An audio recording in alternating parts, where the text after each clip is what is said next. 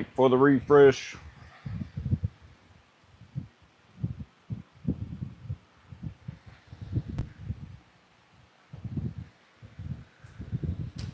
We'll do a mic check. I'm still waiting for my ad to quit.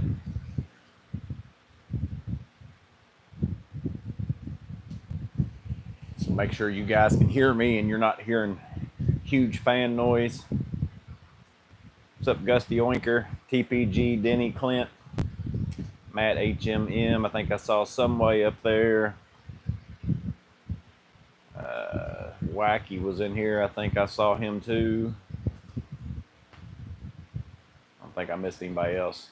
I kind of scrolled through. I've read most of the pregame, not all of it, but most of it. Minutes to go, the cult convenes. Light fan noise. Yeah, I don't know if you might end up hearing more with me having it here and the wind hitting me, but y'all can let me know. Tad of wind noise, Gusty said. I might actually, let me swap this over to the other side. Maybe that'll make a difference. The wind's hitting me on this side.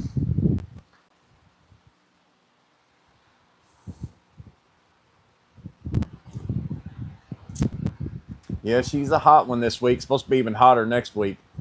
Like, it's been crazy humid. Like, it's been 100 degrees, or feels like 100 degrees. It's been in the 90s. But it's been so humid that even though it's been super sunny, 90-something degrees outside, the grass is still like soaking wet because it's so humid.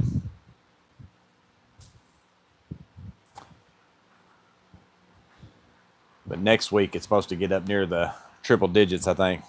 Why don't you get a portable AC in there for the misses? I could probably temporarily like do that, like put a...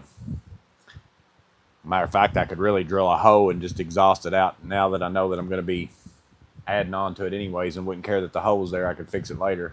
All my windows I've got blocked in except for one. That's a pain to get to, too. Like I said, it's 93 in here, but if I've got that blowing on me, I'm fine.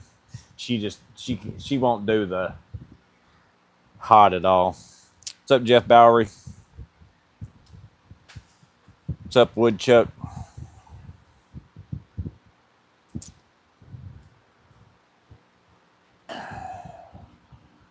Only eat 6 or 8 amps. Yeah, and if I'm not running like as long as I didn't run my dehumidifier and other stuff, I could run an AC in here at the same time. I could actually get an extra, because the wiring that's ran out here to my garage, like I said, this was all out here before I even moved here. It's a 3-wire. Like, I've got a red wire that's not even hooked up to anything, and I've only got one circuit out here, but that wire goes under my house and ties into a 2-wire in a box and then goes into the breaker panel. So I could run I could get into that box and run a 3-wire back to my breaker panel and get a whole extra circuit out here. It'd be sharing neutral, but it'd be an extra circuit. So with it sharing a neutral, but hopefully before too long, I'll have everything out here. What's up, Steve Woodshop and Tour Reviews? While he's in here, I wanted to thank him. I think Miss Maintenance already has, and she must have done it in a way in which Matt could see it. I don't know if maybe she did a community post or something, and I didn't see it. I have to actually go in and check the community post. Like, I don't get a notification if somebody posts something on the community post, which I think is a little weird. Seems like to me they'd want to let the person know so that if it was whatever. But only way I get notifications if it's my post and somebody comments on it. But Steve's Woodshop and Tool Reviews sent me a couple stickers. So I'm going to put one of these on my... You wouldn't be able to see it if I put it on there right now. So I'm going to put that over on my file cabinet. And then he said, I get enough stuff sent to me, so here's something for Miss Maintenance. It's a charcuterie board, I think is what you say, from Peruvian walnut and canary wood. So he sent that out to Miss Maintenance. So like I said, I think she must have thanked you somehow or other. I thought maybe she just commented on a comment of yours, but Matt said he had seen it, so maybe she made a post and I hadn't checked it. So super nice. So I wanted to tell him I appreciate that.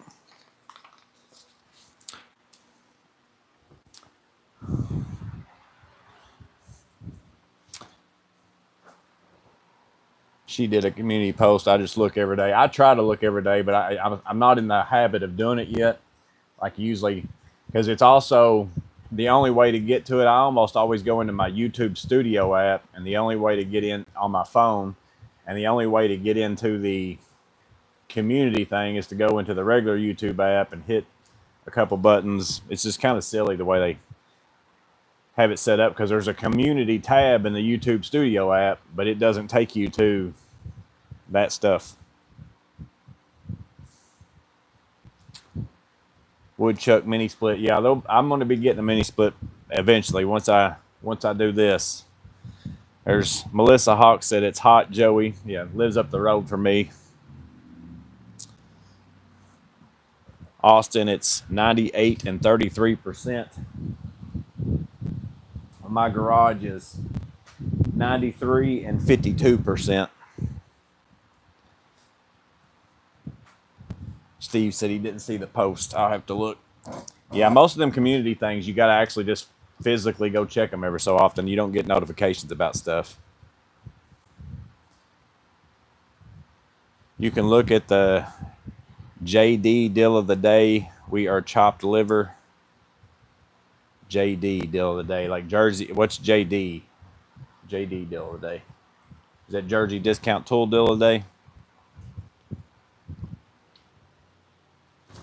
It's poured Coke all over me. What's up, Bam's Life? I wish more people would post, look, and comment on the community page. I have to go to the app to see, not the browser. Yeah. I think I can get to it. No, yeah, I can get to it from my... See, that's the weird thing. I think I get to it from YouTube Studio on my computer. It lets me check it, but then it won't let me check it on YouTube Studio in my phone. I have to go into the YouTube app. Plumbing with Quaz.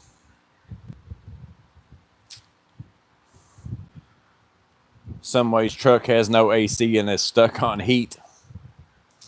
I believe I'd be changing that out if I was in Texas. Abraham Perez, he asked about the Noster. They had told me in an email they had planned on doing it this Wednesday, and I was going to make a post with the discount and all that kind of stuff. But I hadn't seen them come up on the website yet. I kept checking, and I sent an email to them, and I haven't heard back from them. So I don't know if they got something going on at the company or what. So I haven't heard back from Noster as far as the subcompact clips, as far as when they're going to be on sale. They were supposed to be this Wednesday is what he told me. The 23rd was the date that he gave me. Unless I read it wrong. Maybe it's August 23rd, but I could have swore he said July 23rd.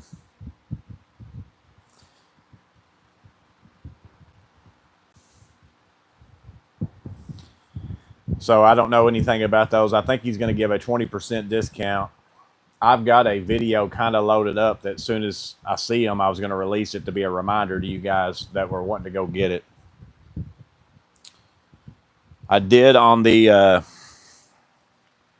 Klein grab and go. A bunch of people mentioned it like right after the video because I was having a hard time getting this out. But all you got to really do on this, so a couple people did mention it, is press down on this. There's a big open spot underneath of your 3/8 right there. If you press down, it kind of pops that hex end up to where you can grab that really easy. So you don't have to have a tool to get that out. You just have to press down on this. It doesn't show that on the packaging instructions or anything, but I guess some people figured that out. Yeah, I was pretty depressed that these weren't 1/4 inch. I already had my mindset on these were going to be because I don't have 1/4 inch impact sockets that are the ink filled. Like I've got 3/8 and 1/2 inch in the Milwaukee, and I actually thought about buying the Milwaukee 1/4 inch set, but I didn't really need a bunch of sizes and all that kind of stuff. And I was like, man, this would be perfect. These are the 7 sizes I kind of want, or 6 sizes I kind of want, and get them in one package, take them out, use them how I want to, and they're 3/8 drive.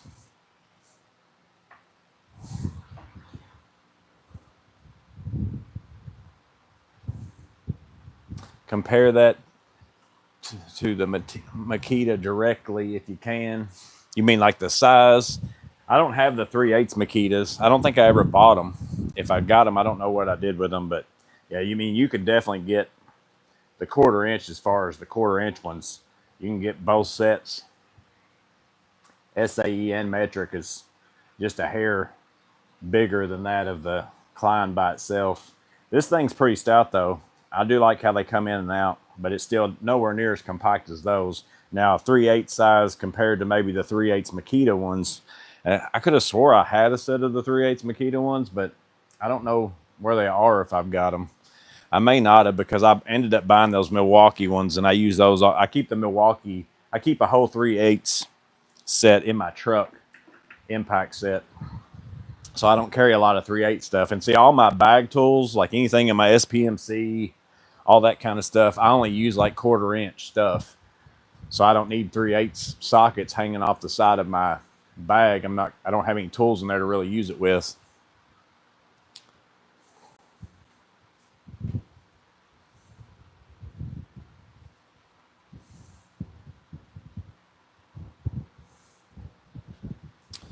Clint just got some Makita, and the new Makitas, like I mentioned that in my video, my Makitas don't have, they're just like kind of a little bit barely stamped in there. The new Makitas got better markings on them. Like they came out with some newer versions in the last, I don't know, year or whatever it is. I bought all mine a long time ago. I've got probably 3 sets of those 1/4 inch ones, because I've got this set that's just loose. I've got a set in my MCTP, and then I've got a set in the bottom of my SPMC too already. So these are like extra ones. I put those pretty much in every bag. Except breaking free. I do almost nothing with sockets. I use sockets quite a bit. I end up using, I put in a lot of TVs. Like I've put in probably in the last couple months, 10 TVs or so, and then putting together furniture, which a lot of times the furniture don't take as many sockets anymore. It's mostly hex keys and stuff like that.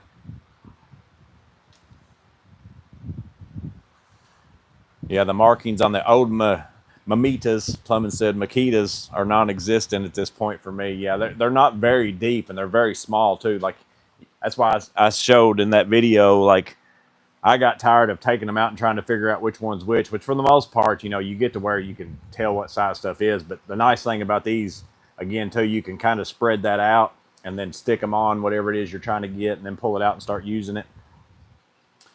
I was also going to try, like if Klein came out, that's why I had these out here, because I was curious if Klein had a 1/4 inch of the grab and go. Like I was going to try taking these sockets out and sticking them in this rail right here and seeing if they fit and kind of held snug, just to have better markings. But again, these weren't 1/4 inch sockets. That was my plan. I was either going to try them on my tool check. If they worked there, that's where I was going to use them, or I was going to try swapping out the Makita sockets with them and see if that worked out. What's up, Abraham?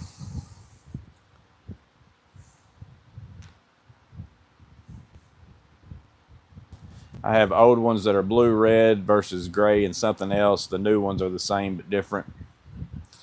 Also, Harbor Freight, or no, Hart. Is it Hart?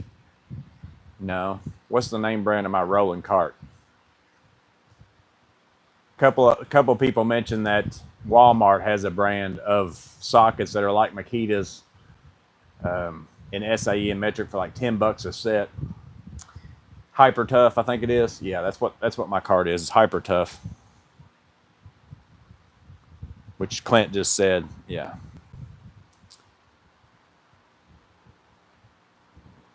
Along with Someway and Matt, y'all were getting it. I cleaned out. So today, tomorrow's the groundbreaking for the quadplex that we finished building. So I'm gonna go to that in the morning. We did finally get our final and everything on that, because we got the signage and stuff up. But today, I stayed at home all day today. I ended up cutting the grass, and then I sharpened my lawnmower blades, all that kind of stuff. Cleaned up around the garage, shot the Guess the Trade video today, and then also did the Klein video whenever that came in the mail today. But I also cleaned my truck, washed the outside of it, and then kind of straightened up the inside. I'm hoping that I can get it. I'm going to try to do a truck loadout video in the next little bit, hopefully before I get it all messed up again. So that's my plan, but I don't know if I'll get to it or not. My building, I'm still waiting. The guy that was going to dig my footers wasn't able to come this week, so I'm still waiting on that. Again, once I get footers and block, everything else is going to be me, which I'm going to pour the footers. Once I get the footers dug and then get the block laid, everything else is going to be me. But that's what I'm waiting on. I'm halfway tempted, to be honest with you. It's not really that much. I might get out there because I've kind of slowed down on scheduling big jobs because I'm wanting to do my building. So I haven't been like scheduling as much. So I'm really just doing stuff that people are calling me about that's like a few days here or there and all that kind of stuff. I haven't purposely taken anything big. But if I can't get somebody out here to dig next week, I may just get out here with the shovel and start going to town on it. It's not really would be that much work to do by hand.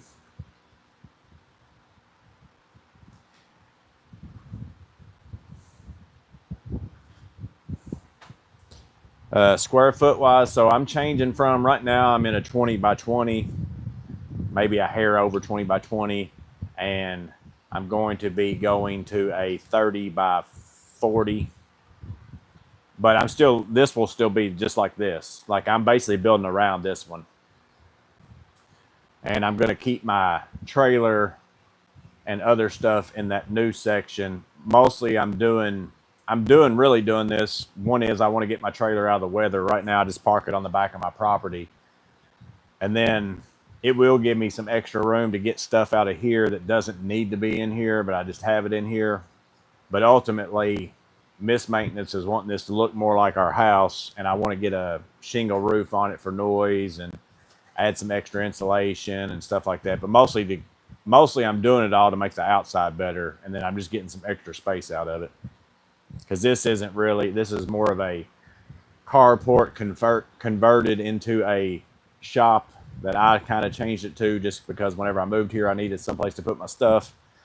So ultimately, I'm going to be building a building around this, and this will be kind of like a room inside of it.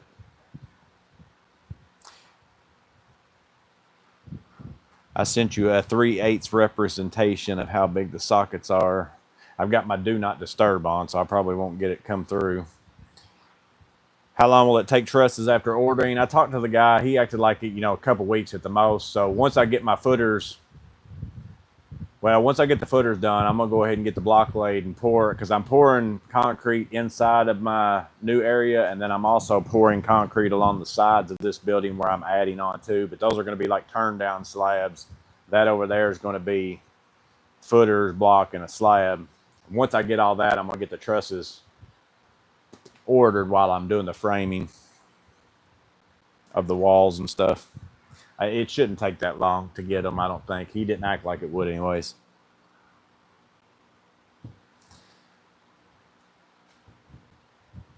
If I'm able to sell our little camper, we may get another small shed, either 8 by 10 or 8 by 12. Quaz plays the Allen key guessing game. Stick it on there till it fits for the Makita sockets. Yeah, the Allen key is kind of that way too for the most part because it's such a switch between metric and SAE for me on a lot of stuff where, most of the plumbing stuff that I deal with seems like it's all SAE. Most of the furniture stuff's always metric. So it's a guessing game of which one fits the best. I kind of know what size it is, but is it metric or SAE? Which one fits the tightest type thing?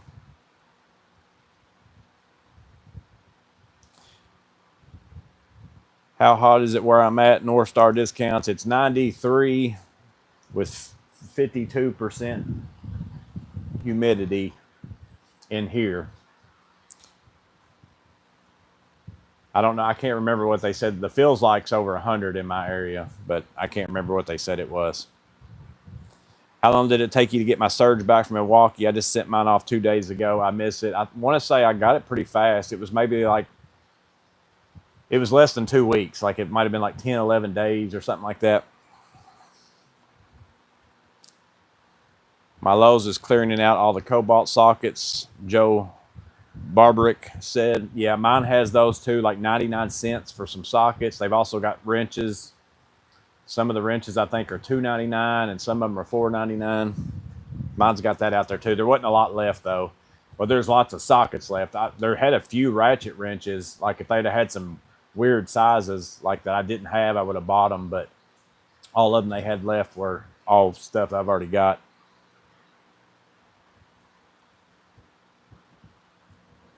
The real test of a tradesman are those who know the size of the thing he's against. Yeah, that's always like a guessing game, and then you feel so good whenever you're like, I think that's a, I believe that's a 9/16, and then you put the 9/16 on there and it fits like a glove. You're like, that's right.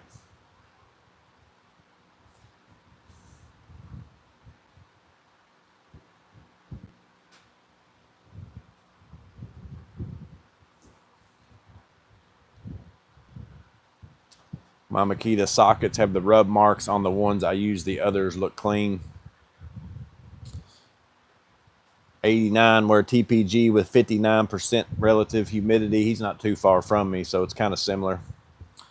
Jess said, wife left for 10 days on an Africa mission trip. I'm unsupervised with a credit card. What's the tool that I need next? I bet it's hot where she's at, too. I've never been on like that way. I've been to the Philippines going like, I guess you could call it west or east. Depends on how far of a journey you're going, I guess. Since the world is a globe and not flat, if some of you actually believe that. But I've not been. I've known people who went like to India and different mission trips and stuff like that for stuff, and I've not been to that part of the world. A Pro Press, Matt HMM said that'll hit your credit card pretty hard. Lost in 2026, want to start a brand new career and get into HVAC. I'm 47. Is that completely ridiculous idea? Am I officially too old? Never too old. You're only as old as you feel. But learning anything, like to me, it's just a fun job to go do the stuff we do anyway. So like I love doing what I do, working on stuff and fixing stuff and all that kind of stuff. So worst case scenario, you're going to learn to fix your own HVAC.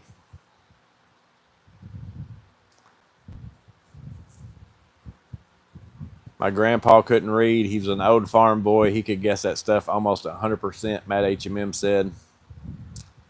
Does the new M12 Stubby have anti-spin-off?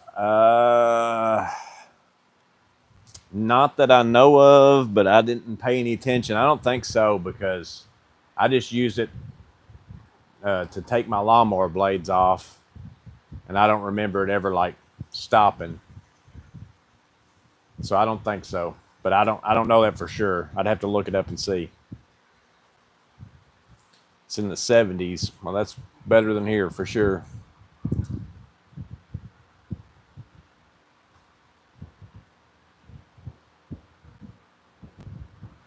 Quai said he has a set of the 1/2-inch Milwaukees that he bought early whenever they first started doing that inking.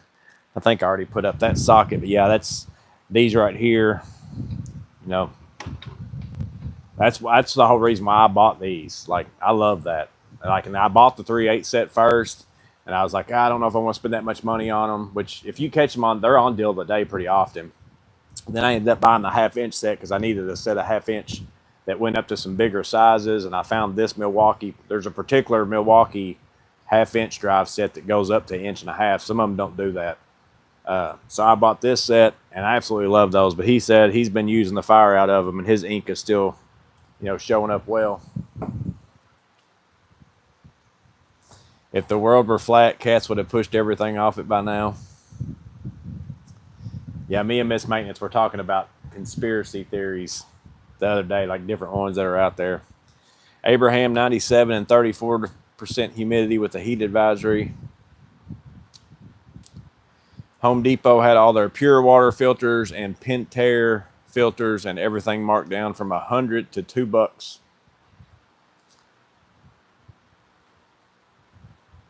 Clint said August 11th starts Harbor Freight's parking lot sale. All sockets 40% off. That includes Icon, Quinn, and Pittsburgh. So that just individual sockets, I guess, and sets. Like it's not like a, let's say hypothetically, like the that new Icon set. It's got sockets, but it's got other stuff. So I'm assuming it's not going to count that kind of stuff.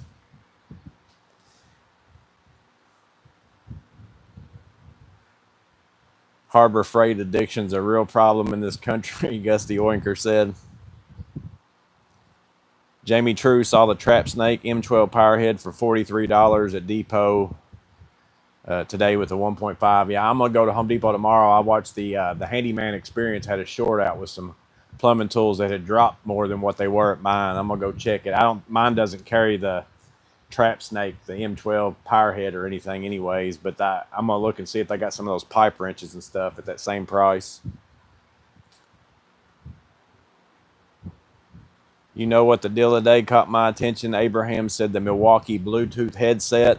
I looked at those too, but I remember that Matt told me that he hated them. So I haven't tried them, but I also don't use earbuds that much. Like I'm either listening to a radio or I don't do it at all. Like I don't wear them around in people's houses and stuff because most of the time, like I'd say probably 85% of the time, the customer's hanging out with me the whole time I'm working on their house. There's very few times I go to somebody's house and there's nobody there.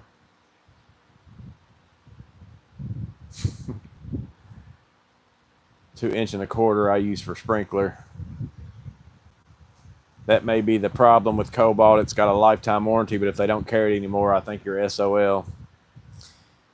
Yeah, I never bank on a warranty. Like, it's nice to get one, but like I don't ever make my purchases based on, oh, well, this thing's got a warranty, because it's like the Milwaukee socket's got one too, and you're supposed to be able to just call 1-800-Sawdust or send them a picture or something or other. But it's like same thing with that. It's like, what if they don't have them anymore by the time yours breaks or whatever?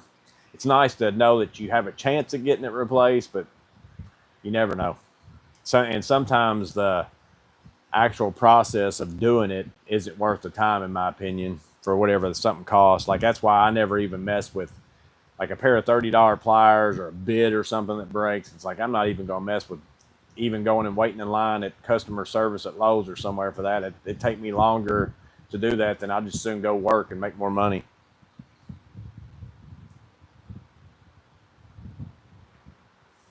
TPG hasn't been in Harbor Freight for months. I went in there just the other day and got that toolbox. That's the first time I've been in there in forever. And I actually just went in there with a buddy of mine.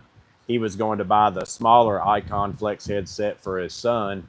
And I went in there with him, and I went back there to see if they had that toolbox.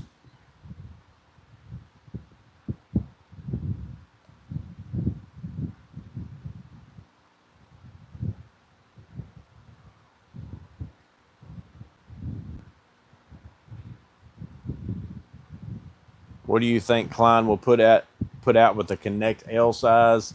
Yeah, I don't know. They didn't mention anything whenever I was there. I knew that the Darth Maul was coming out. I saw that while I was at Klein, and they showed it to me. And they didn't like that. That packaging didn't say Connect L, but that's what they were kind of talking about it and saying, you know, that was an option about coming out with a Connect L. I don't know how many tools they could come out with that on there. So I knew that was coming, and then whenever I saw it, you know, was able to get it. But I don't know if they're going to come out with other stuff and actually call it Connect L, or if that was just something that was in their mind. 31.6 thousand subscribers, pretty amazing. Yeah, I can't believe it. It's crazy.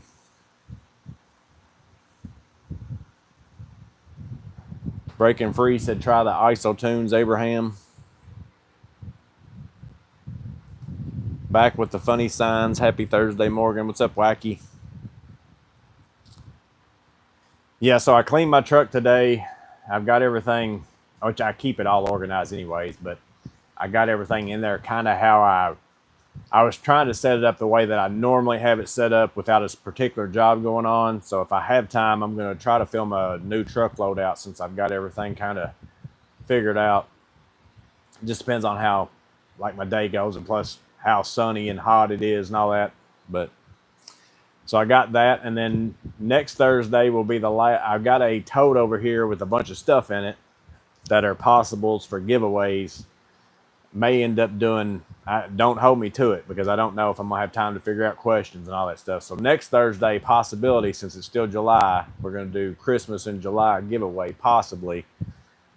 I'm just saying that as a maybe, so you might want to make sure you're here next Thursday, just in case. It all depends on if I've got time to figure out stuff.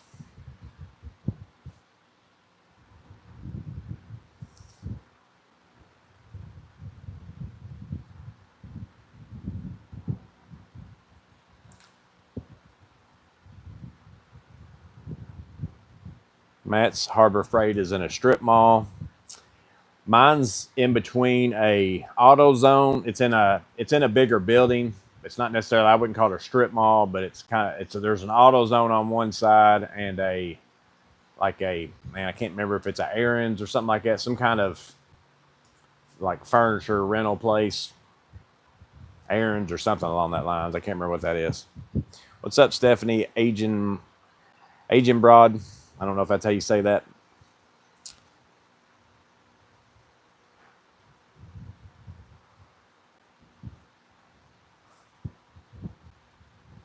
I own 4 pairs of ISO-tunes. They collect dust thanks to Soundcore. So Soundcore is another one, Abraham.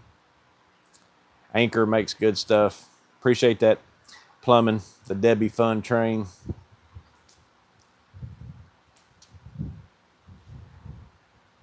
Joel Barbaric's looking for budget table saw. Any suggestions? I don't know what budget table saw means. I've always just bought job site saws. Like I almost bought myself a big. I was gonna buy one and set me up an outfeed table and all that kind of stuff just for cutting up big stuff. But ultimately, I have found that in all reality, especially I bought a track saw instead because in my opinion, it's a lot easier for one person to cut up plywood with a track saw than it is to try to manhandle it through a table saw. And I had found that most of the time I was using my table saw just to cut small rips or whatever else. And I was just like, I don't really need a crazy big one anyways. So I've had my rigid job site saw for a long time. It's really good in my opinion. But I really absolutely love that little bitty DeWalt one. Now they have a 10-inch DeWalt one that's just like mine, has the same fence and all that kind of stuff. So if you want a 10-inch one, that one's probably pretty good too. But I really love the fence on the DeWalt ones. It's the rack and pinion style or whatever. I'd rather have that over any of the other job site saws that I've had because the measurement, it's the first table saw I've actually had where the scale absolutely works every time. Like I can set it. I don't have to get my tape measure out and check to the blade every time. Like it is whatever it says on my scale. That's exactly what it cuts every single time. So I really like it. What's up, Lexi?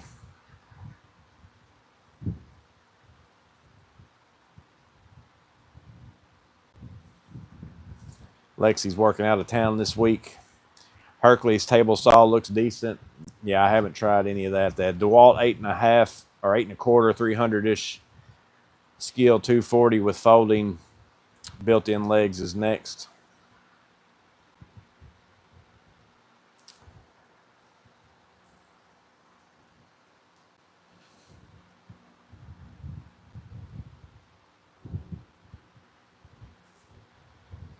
I've used Bosch table saws.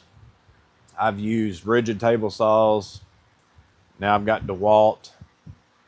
I had that Evolution one that I got. And that's not a bad table saw, but I can't remember how much it is normal price. Like they sent it to me, I reviewed it, put it together. I ended up giving that to a local children's home. Their table saw was bad, and I had way too many table saws. So I'm like, here, I'm gonna give y'all this one. So I gave them that one. So I don't have that anymore.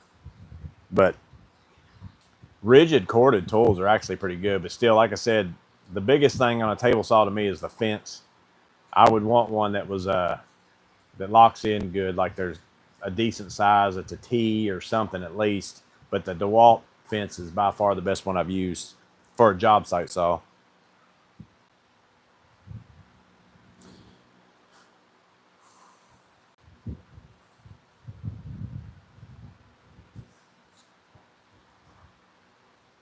German Carmago.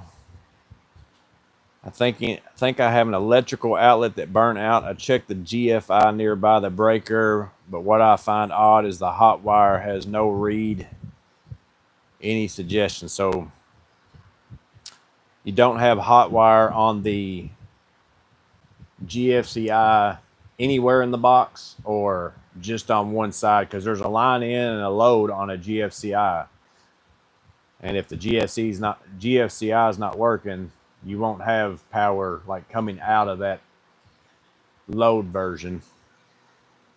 Or do you not have power in the box at the GFI at all? Just to put out good energy. Anytime you can pass things on you don't use. Yeah, that's why, like, I've got a lot of stuff in this tote over here that's like, especially stuff that is a chargeable, like flashlights and all that kind of stuff. Like I give, like, I think all the people I work around love it that I have a YouTube channel, because more, not necessarily because they even watch me or anything, but I get all these flashlights or like lasers and all that kind of stuff, which are too big to really ship to somebody, that kind of stuff. And, you know, I just like, man, I can't use all these, and I don't want to have a battery powered tool just sitting around in my garage and to the point where it goes dead and it doesn't do anything. Like, I like to get them and try them out and then keep whichever one I feel like it's going to help me the most. But then I end up having to push either what I had to number 2, or I like what I had better, and I'm not going to end up using the one that I just got to test out.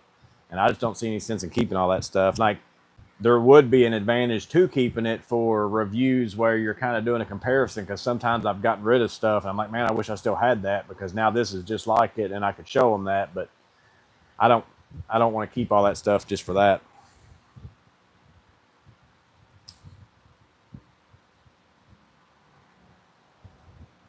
Need to find the hot, make sure it's not shorting anywhere. The GFCI works, the outdoor outlet is offline, and Matt said over in Europe the GFCI is in the fuse box. So they already did kind of what most of the stuff is here now, where they're putting all the breakers, are really the arc fault breakers and all that kind of stuff, instead of putting in the receptacles. So I'm trying to make sense of what he's, so let's see. GFCI nearby the breaker, but what I find odd is the hot wire has no read. Outdoor outlet is offline, the GFCI works. I'm having a hard time figuring out what it is, which if it's something over in Europe is probably why I'm having a hard time. GFCI works, but the outdoor outlet. So I don't know if your GFCI, again, has like a line in and a load out, and your outdoor outlet is coming after the GFCI. Then maybe, like, which no, it would be tripped to make that not work. So I don't know.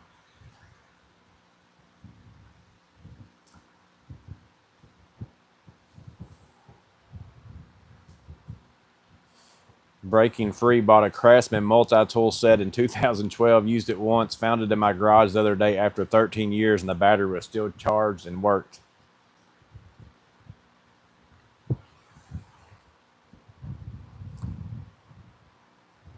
Have you seen the Milwaukee's new Rover light, the new M12 one? Yeah, it's like a, well, the new, it's like a pack out compatible light. Yeah, it looks pretty nice. It's got the flexible head and stuff. Seems like to me it'd be a little bit more useful.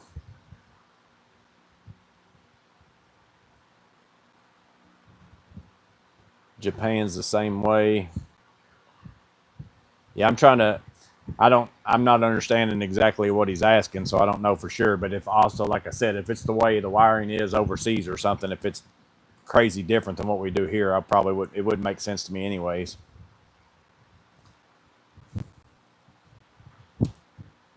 How does everyone store their spring-assisted pliers that don't have locking on them? Been using zip ties.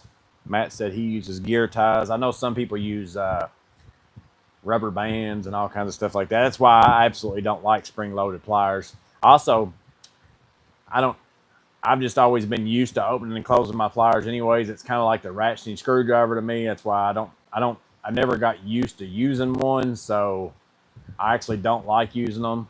And I didn't use one for a lot less time than what I've used regular screwdrivers. So it always, in my brain has already been trained to just use regular screwdrivers. But that's the same way with pliers. I'm so used to doing opening and closing them myself that I actually prefer not to have the spring loaded ones. Bad GFCI or loose connection, Jeff Bowery said. Yeah, that's what I was. To me, if that outlet is after his GFCI, but why his GFCI is still working, but again, their GFCIs may work totally different than ours do or something. I don't know. Like most of the time, I could see if your GFCI would still have power going to it, but then your next outlet's not, as far as the hot, if it's coming out of the load. But the GFCI receptacle, like if it was tripped and not coming out of the load, the other one shouldn't be working either. So I don't know if that's what he means or not.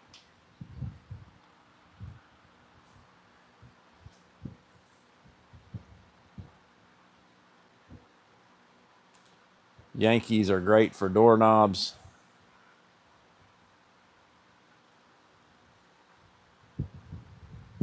I'm in the U.S. I hooked up a meter but didn't get a read. The breaker and nearby GFCI are online. I think the outlet outside burnt out, but there's no visible damage, and you didn't get any reads. Well, you're not getting reads by sticking your meter in the actual receptacle, or you've got the receptacle pulled out and you're touching wires and you don't have any power. Because what you could have, if you haven't actually checked wires, they're probably using the back stabs in that receptacle, and you might not have a good connection, which is what somebody else said. I'd actually pull the receptacle out and check the terminals, and then if you don't have it on the terminals, you probably, if they use the back stabs, you might not have enough wire to check it, which is another awesome place for the Fluke T6 1000 Pro is you can just take your fork and stick it over that black wire and then stick something on the ground, and boom, you can figure out what your voltage is. That field sense is super nice. I mean, if you're in electrical work very often, there's so many times that come up now that I'm just like, I could have done, like I might have stuck my screwdriver in there and pulled the wire out enough to where I could stick a lead on it before and test it and that kind of stuff. But now I can just take that field sense fork, stick it right over that black wire, ground it out, see if I've got voltage. So that's going to be my guess, is that it's probably backstabbed and probably the wire has backed out. I bet you actually have power on your hot wire at that receptacle.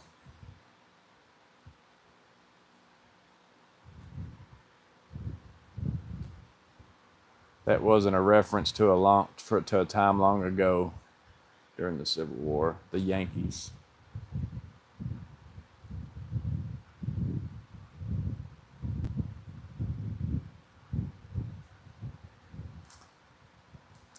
Gusty said he uses his wife's hair ties to hold his spring-loaded pliers together. Yeah, you use a non-contact pin and then an outlet tester. Again, only on the receptacle or on, have one out here, I don't think, or on the wires inside the box. Need to check the wires inside the box.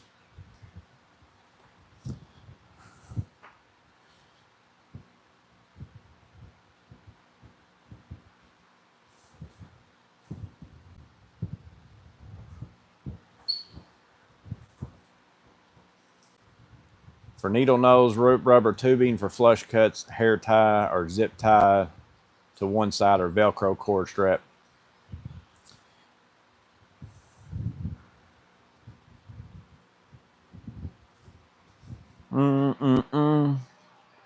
Let's see.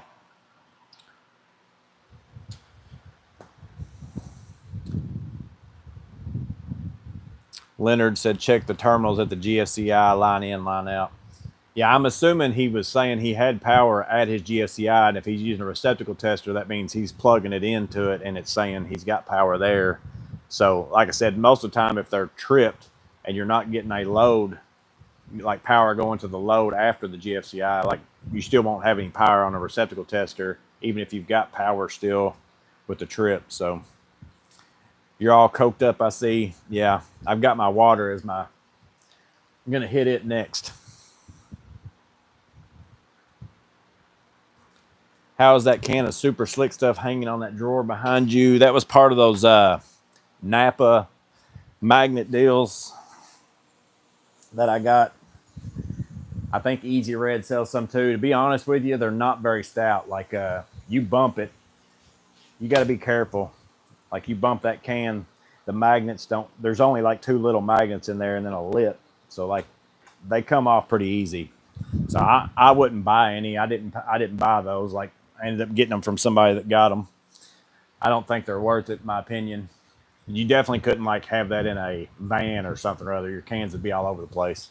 Like if you just got one sitting maybe on the side of a toolbox that you leave stationary and you're not walking around that side of the toolbox where you're going to bump it or something like that, they'd be okay for that. But I definitely wouldn't buy them and plan on being in a spot where you're going to hit them very much. Why is the small organizer under the regular one on your stack over there? Looks great, but it kind of bothers my OCD. The small one.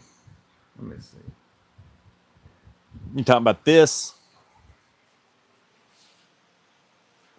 These are, that one's just empty. I just had it on there. I actually had my pack out fan sitting on there, and I did it to get it up a little bit higher, but I got my pack out fan blowing on my phone right now to keep it from overheating.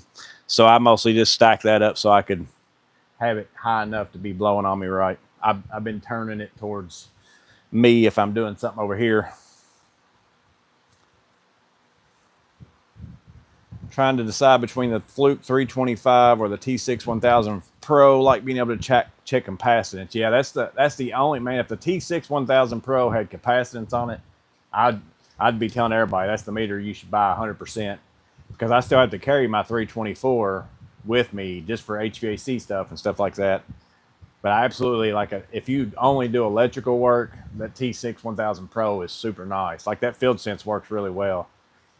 I have just like I was doing some light fixtures, changing out to LED, doing the ballast bypass, and the lights had those quick disconnects. And instead of just, having to open them up and try to fit my leads inside those little holes and all that kind of stuff to make sure I didn't actually have power and all that kind of stuff. I mean, I literally just take my fork and stick it right over the wire, use the ground, and boom, I know exactly what kind of voltage I got.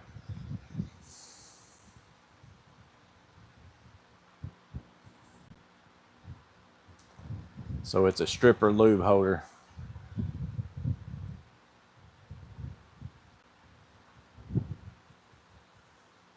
Max missing tonight, an orientation for my son's school. No problem, buddy. All of us have lives. Milwaukee's releasing the wire nut twister for your impact as well as wire strippers. I saw those, Abraham. I probably won't buy them. It says it works on solid wire. And for one, it's like, I think Matt maybe sent them to me. I think he was the one that sent them to me. It's like, I have zero problems using my strippers to strip wire, and they're already in my pouch, versus having to sit there and hold a impact drill the whole entire time. The only thing that would be nice if they were like maybe the bigger gauge ones, like I think they have one for maybe number 8 or something like that, is that you can set the depth on them, and maybe those. But even then, I'm just like, still, I have no problem using my strippers.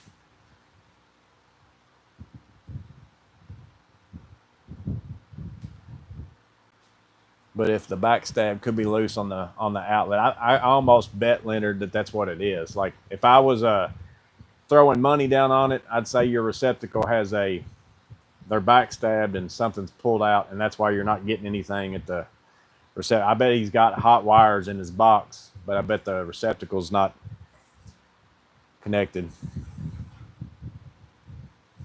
Waukee really doesn't use the field sense. I mean, I don't use it all the time, but there's been at least probably since I bought that meter, like probably 25, 30 times where I'm like, yeah, this was a whole lot easier because I've got field sense. I could have done it another way. Like I didn't have to have field sense, but it saved me a lot of time. And more than anything, it was safer than whatever it was I was going to do. Like there would have been a chance of me arcing something or something else.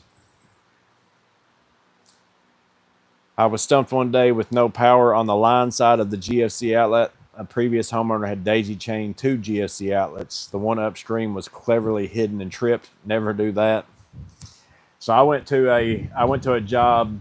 Was it this week? I think it was this week. Early in the week, maybe Monday. I went to do. They had some fluorescent lights that were out, and I'd already went there before and like changed out a bunch of them. And I went ahead and changed ballast the last time because I had to buy like 30 bulbs, and I was just like, I'm gonna go, and I didn't know which ballasts were bad and which ones weren't. So I told him I was, no matter what, I was going to change out to some fluorescent bulbs to just change bulbs. That's obviously the fastest thing. So since I bought a 30 pack, I told him I'm just going to put in fluorescents wherever they work. And if the ballasts are bad, I'll change out the ballast on the ones instead of having to buy a box of LED ones and a box of whatever. So I went back to the same place, and they had 4 lights that were out. 2 of them were 2 that I didn't work on the last time. And I went ahead and I told him, I said, well, I'm not going to have to change out that many bulbs this time. I'm just going to buy a box of the LED, and I'll change these 2 over. They're in a room by themselves. I'll change those over to LED. And then the other 2 were 2 of them that I worked on the last time and changed the ballast out on. I was just like, man, I can't believe that them's already went out, because that, like, those were 2 of them I remember changing the ballast on. It wasn't just a bulb thing. But then I get up in there and there's no power coming to them at all. And this is in a room where there's 4 lights. 2 of them are on. These 2 weren't running. No power up there. There's a motion sensor on the ceiling that turns on these 2.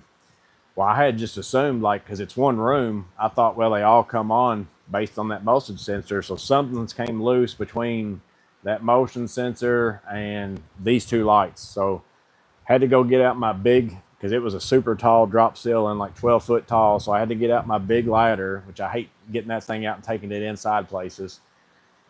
Get up in the ceiling, start taking apart every box, going down through there. Got power, got power, got power. Well, then I finally see a conduit going down in a wall. So I go over and check and see what that was. Well, it was a motion sensor for those 2 lights, but they had moved cabinets over in front of it. So every time somebody was walking in the room, it wasn't seeing anybody. So that's why those were never coming on. So I did a ton of like investigative work, all for no reason. It was just a cabinet was sitting there blocking the motion sensor. But I bet I got down my big ladder for nothing.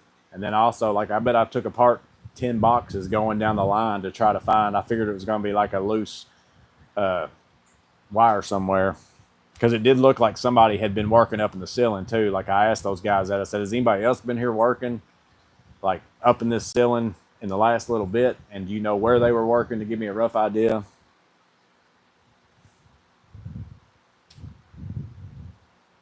Breaking Free bought one of the M18 fans, but Harbor Freight has the same thing for 25 bucks. Yeah, I bought the pack out one because it was deal of the day. It's still expensive for $109, but also, like, I can take it. It's basically, to me, it's a, if my power goes out, it's another fan I can use my M18 batteries in, and then I'm going to use it here in my garage whenever I'm working on stuff and stuff like that. So that's the only real reason why I bought the M18 ones, just because I've got a bunch of batteries that work with it for when my power goes out. I'm going to plug it up probably for 95% of the time whenever I'm using. I won't even use a battery in it.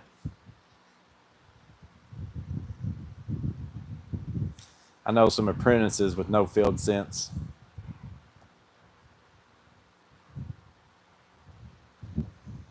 You should daily read the top tool guy.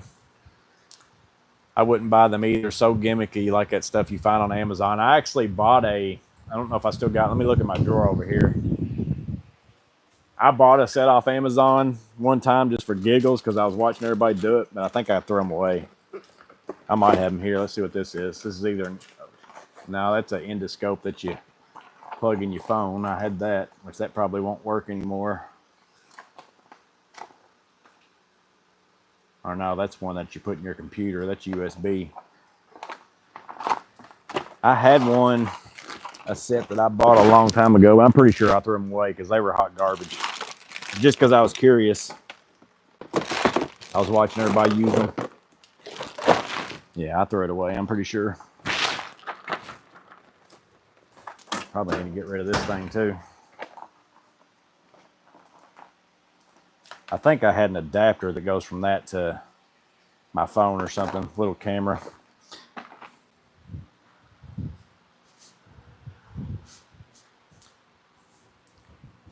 I rather use wire nuts after using Wagos. I never in light fixtures, 100% Wagos. That's all I use. The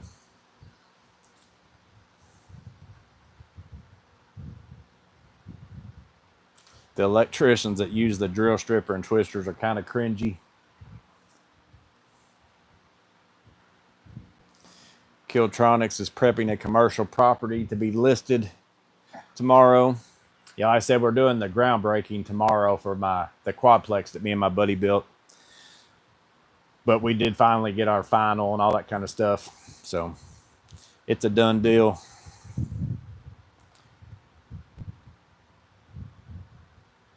I've used an alphabet soup when it kicked wires. It was dead straight, wasn't faster than auto strippers. Is the Vessel the best electric screwdriver? Jack Hughes asked. It's my favorite one, just solely because I should have one in my bag here. I don't have a. Yeah, I do. Let's see. Solely because it's very much like holding a regular screwdriver. So it feels pretty much the same as me using this screwdriver. Using this, if I use it by hand and not using the power feature, that's why I like it the most. I don't know about like torque and all that. It's probably exactly the same, but that's why I like it. It's because it's just like the same screwdrivers I use if I'm not using that kind of a screwdriver. Because some of the other electric screwdrivers, they're real big, so they don't feel like you're using a screwdriver. It feels more like you're using a power tool, which is fine if you're using it as powered all the time. But there's plenty of times where I start and stop stuff with that, and I use it just like a regular screwdriver. So I like the fact that it feels like using a regular screwdriver. Shout out to Palmer Electrical. He's a young man, Jacob, who does a great job. Yeah, I've seen some of his stuff, Terry.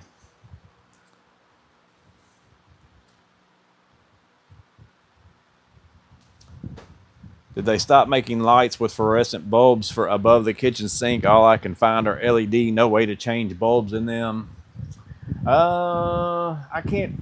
I know they still sell some T8 fixtures at my Lowe's and Home Depot, I think. But I don't know if they sell like the small ones like that or not anymore. Like I know they sell some for like grid ceilings and stuff. But I don't know if I've seen like any of those type size, like a 24-inch one or something like that. I'm not sure if I've seen any. I haven't paid any attention.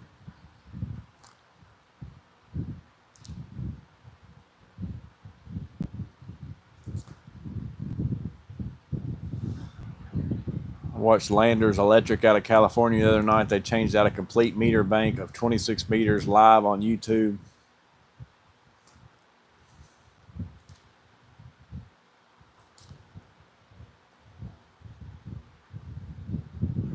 Get you some Ryobi fans cheap. Batteries you can actually find, not the Harbor Freight nonsense.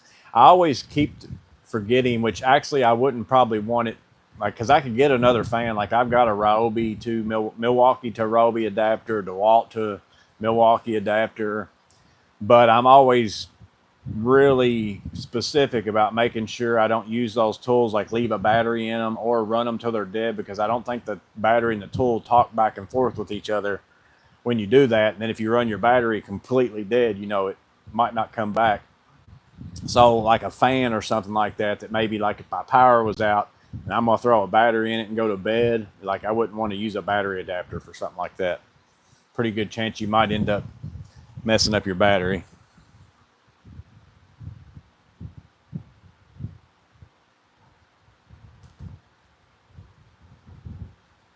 Be careful of reversed hot neutrals. I got hit hard the other day installing wafer lights, turned off the light switch, and bam, I knew better, but left the breaker on. Well, see, like my house, what they did was they switched all the neutrals. A lot of older houses, like in my area, they switch the neutrals instead of the hot. So you'll flip the light switch, the light will go off, but you still got power up there in that box. Like it's still hot, and you go touching it and you'll get lit up. So it's always good to at least hit it with a non-contact voltage tester after you flip a light switch. Make sure that you don't have anything. at a minimum. I know everybody's going to say don't rely on that, but let's be real. You all do. I guess as a YouTube disclaimer, I'll say don't rely on that. Get your meter out and check it.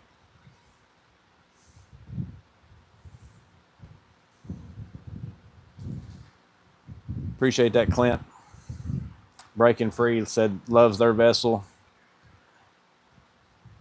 The new Works or that DeWalt gyro are the best for people who want power. Yeah, the DeWalt gyroscopic that I keep in that Matt sent me, that I keep in my vest, is definitely way more powerful than the vessel. Like, you can actually do quite a bit of stuff with it, but it's also, like I said, it's bigger and doesn't feel like a screwdriver. So I only really use it for stuff where it's 100% power that I'm using it on. But the vessel works out good for me because I can finish up the hand torquing to get to where I feel like it's what I want it to be, or I can break something free by hand and then use the power. Whereas a lot of the other, like, small screwdrivers, like the vessel, if it's real big, the torque's still not going to break certain things free. So you're going to have to manhandle that big old tool to break it free and then use the electric. That's why I like the vessel.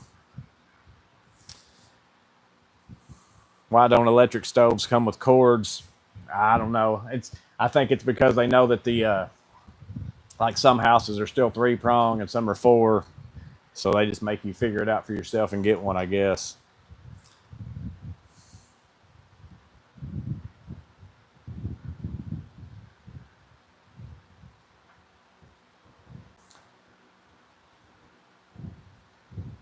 Some way said there's a new Works with locking chuck and torque clutch with more power, slightly bigger is the DeWalt one, which I have. Yeah, I like the DeWalt one. I use it. I've been using it a lot, putting together furniture. Illinois just passed law to stop selling fluorescent bulbs. Well, the LED, like, ballast bypass ones have come down so much in price. Like, I buy them over there. They're at Home Depot. If you buy the 10-pack a box, they're like $90. So they're like $9 a piece. And you can get them cheaper than that if you get these are the color changing ones. That's the only ones I buy. Then that way I know I can always kind of, so like if it's a fixture and there's other ones around it that I'm not going to work on, and maybe they don't want to change those over because they are working, that way I can kind of always remotely match the color to whatever the other ones are in the room. So that's why I only buy those as far as the ones to have in my truck type thing. So those cost a little bit more money, but they're not too bad.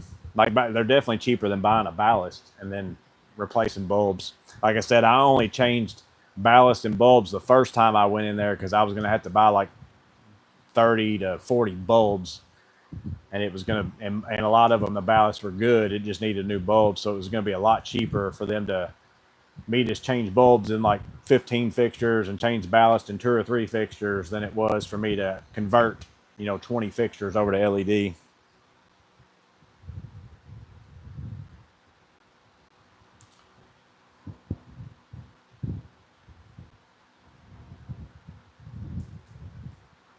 Illinois sucks. Illinois sucks. I put the S on it. That was what they said, Illinois. I didn't say it. I was just reading it. How's the rolling drawer treating you? It's pretty much staying here in my garage. It's too big to go in my truck, but I went ahead and decided I was going to keep it and just keep it here in my garage, because right now, like, as I've got stuff stacked on there. Used to, I kept my other rolling box in my garage, but then I'd keep stuff in it, and then it was a pain for me to get in there, the same as it would be for somebody using it on a job site. So I decided I was just going to go ahead and keep it, and then I put my other rolling box in my truck and use it as like a place, which, again, if I film a truck load out here in a little bit, y'all will see that. Like a place to put stuff I don't use that often.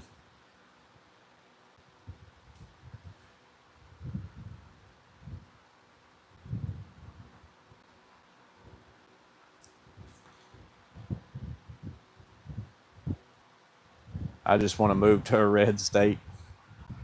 Just a heads up with the ballast bypass LEDs, it is the ballast goes out and you haven't bypassed it, the lamp can go out and still be good. Yeah, that's why I only buy I always, if I'm going to change it for somebody, I don't buy the ones that are direct wire or whatever, or direct, whatever they call it.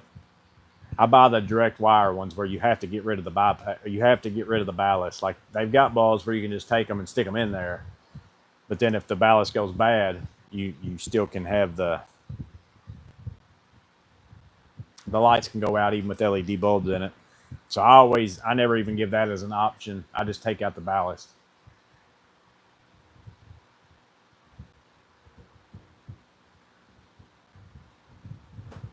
What's up, HVAC guy, Curtis?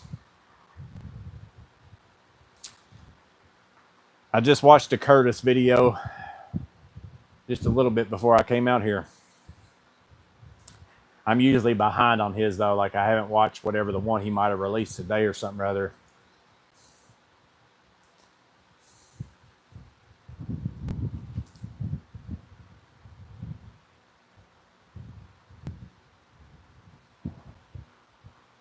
Terry Burton, 62, retired 44-year electrician. I have all the tools and testers. I just got lazy and complacent. It happens. Just a warning to be careful. I 100% understand that, Terry. There's been plenty. I've got hit up inside light fixtures before too, because you get to used to, hey, I turned the light switch off, the light went out.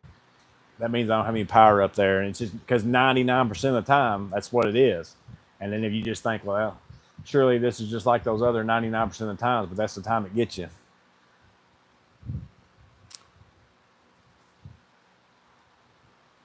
You know you're famous when your real name's used more than your channel name. Yeah, it's like anti DIY HVAC is Ted Cook, and like so everybody just calls him Ted. I can't even. That's just like Adrian. I always his is reliable HVACR, but I can never remember the reliable HVACR. I just remember Adrian.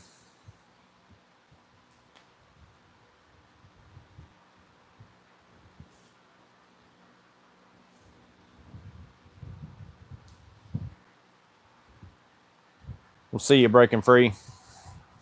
Hardy Trim even hates framing nails. I'm not a fan of Hardy, like cement board siding and cement board stuff anyways. I don't like it. I don't like working with it. I also don't personally like it as a material. I've got at the place where I did work, we did our first triplex when we built it. We did Hardy board siding, and it has not performed, very well. Could be the people who installed it. I didn't put it in. It was a company built that one. As I said before, if I mention a certain Japanese company, he won't read it. I'm trying to get out of the weeds some way. If you said something about Makita 16 gauge nailer, he said it barely worked on three-quarter Hardy trim.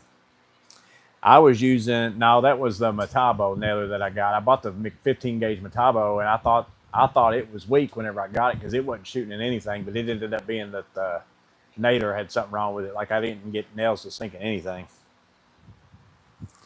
Question for the guys with decades in their trades. If you could do it all over again, bonus question, would you choose it as a youth, but right now in 2025? I personally wouldn't do anything different than what I'm doing right now. Like I kind of wish I would have started what I'm doing right now a little bit younger. But my life's turned out the way it is just based on how it's went. So I do it all exactly the same. What's up, Don Mendenhall? 32-degree shirts are amazing, and for the price, it makes them even better. Yeah, especially if you can catch them. Like every now and then they'll have one of the colors like in my size on clearance for like $4.99, or like they're only normally like $6 or something like that. But every now and then they'll have them even on sale. They're super nice.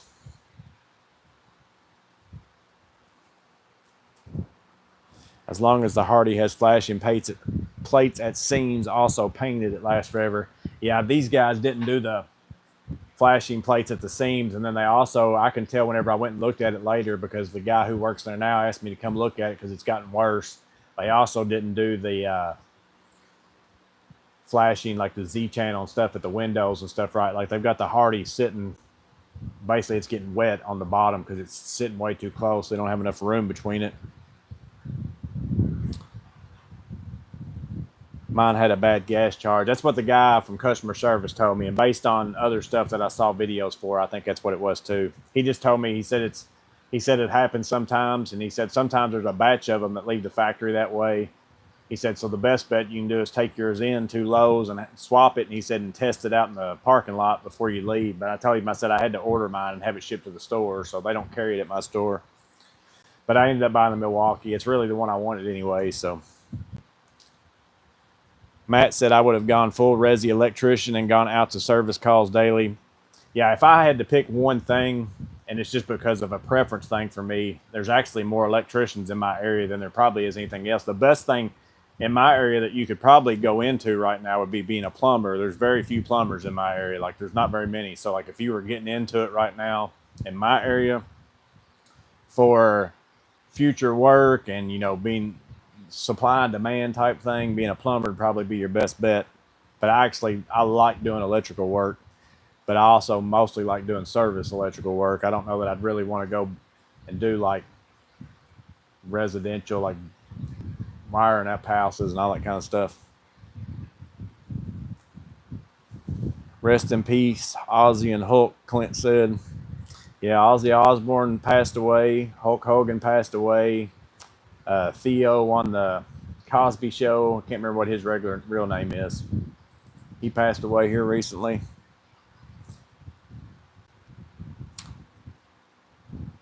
I would have done it sooner, Kiltronic said. I didn't start out self-employed till I was in my upper 30s. Yeah, I think in all honesty, and again, I said that in my video about being self-employed, working for somebody else.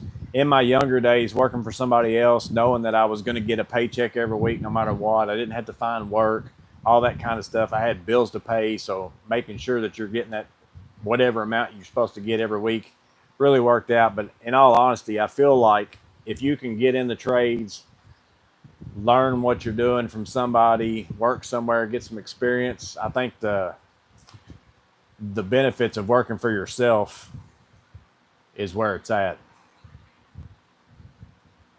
But again, that's not for everybody. Like, and it's also not for everybody based on geographics, all sorts of different factors going into it. But if the situation's right, I think that's where you'll find the most success. Was an electrician for years, stopped to be a cop for 10 years, went back to being an electrician, like it better.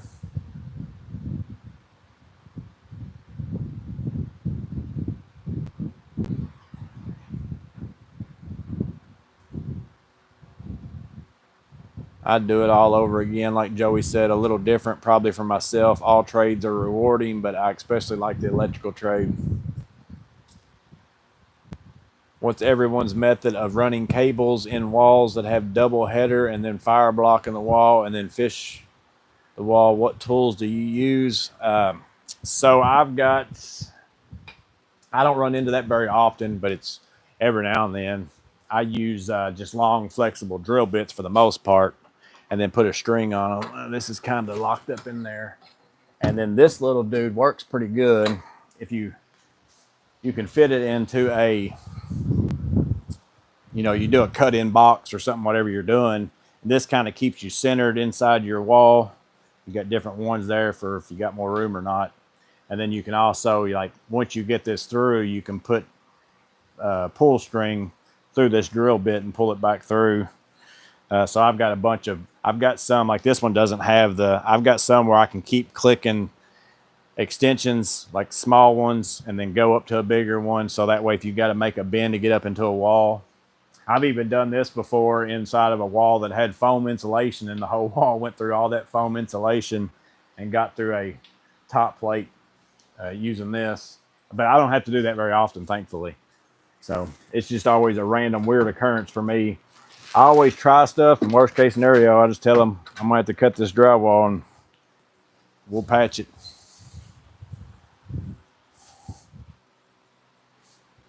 I'd love to be a princess electrician. I do a lot of the same and just get paid less, more drywall and painting. TPG said he'd choose HVAC if he had the balance for it.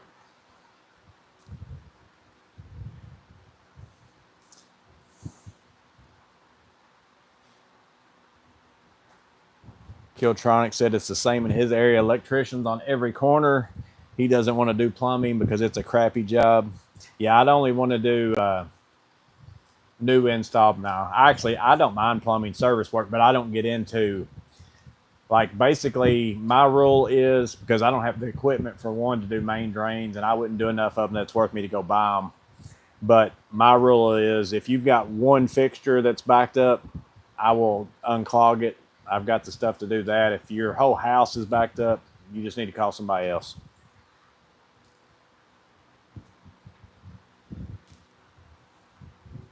Malcolm Warner, RRTOH, said, yeah, that's Theo on the Cosby. That's what his name is, I think. Yeah.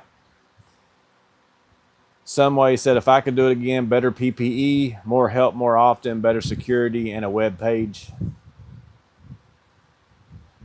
Yeah. Maybe lift with your back a little bit, or lift with your legs a little bit more, not your back.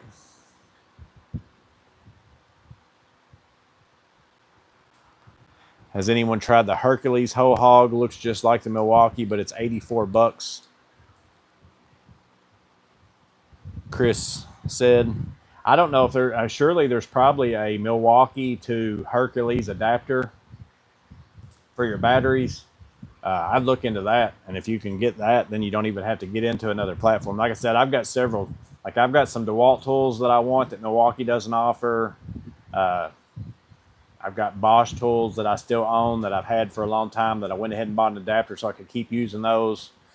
So you might can do that. I don't know if there's a Hercules to Milwaukee adapter, but there's been very few times where I've looked for an adapter between two brands and I haven't been able to find it. More screwdrivers. Clint got some more screwdrivers. He just bought a box of like 109 screwdrivers. Someway said, Clint, the first step is to admit you have a problem. I ain't kidding you. Like, he sends me pictures, and he's got it worse than me. Do y'all think I've got a lot of tools? Insurance is the bad side of being self-employed. Yeah, that's a big deal. Luckily, I get mine through, my wife's work. And that was a big factor in me finally going out on my own, actually, because before, all our insurance was through my work. And then whenever she was able to get it at hers and it wasn't outrageous, that's kind of what made me finally be able to change.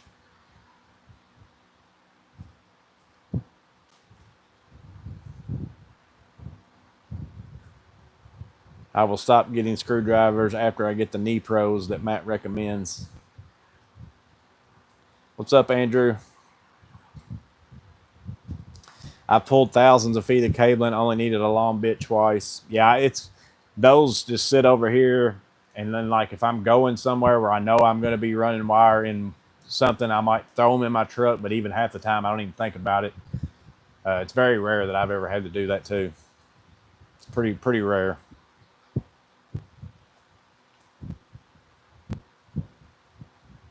You have to be a contortionist to be a plumber. Some spots for sure.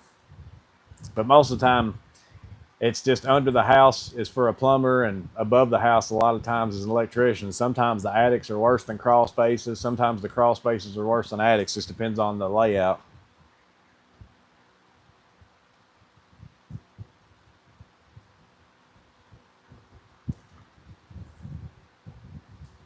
Remodel plumbing's kind of cool.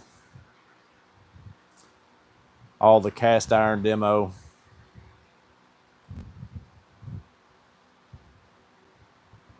His Icon ratchet collection's museum worthy. Yeah, he's got a ton of. He pretty much owns Harbor Freight's. Like, you can walk in. I'm sure his garage looks like Harbor Freight.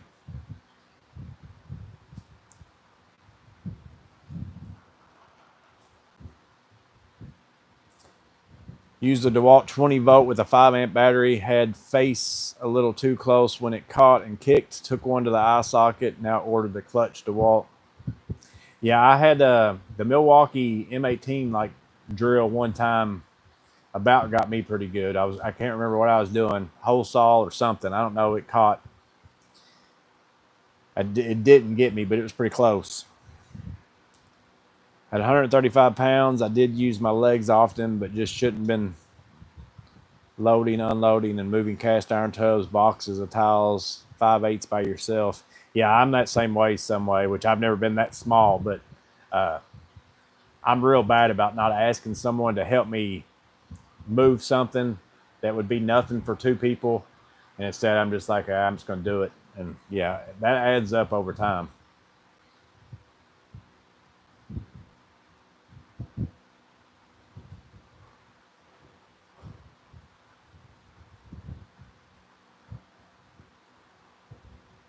I'm too poor to buy a lot of tools that don't make me money.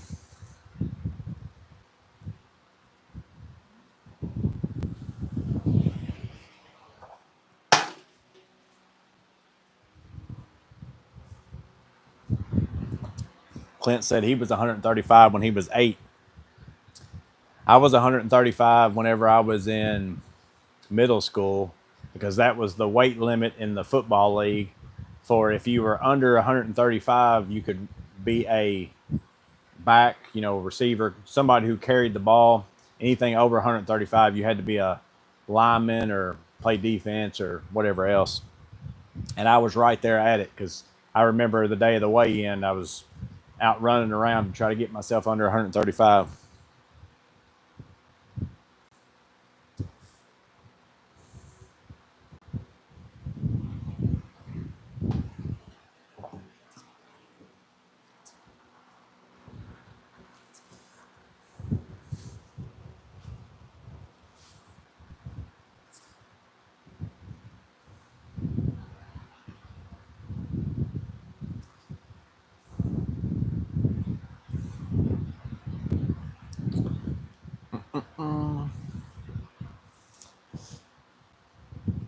Close to 230 now, Plumbing said.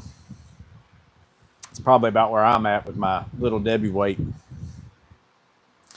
I am the heaviest I've ever been, 250 pounds after this week, maybe less. The heat kills the fat guys. What's up, Sam? Yeah, I've been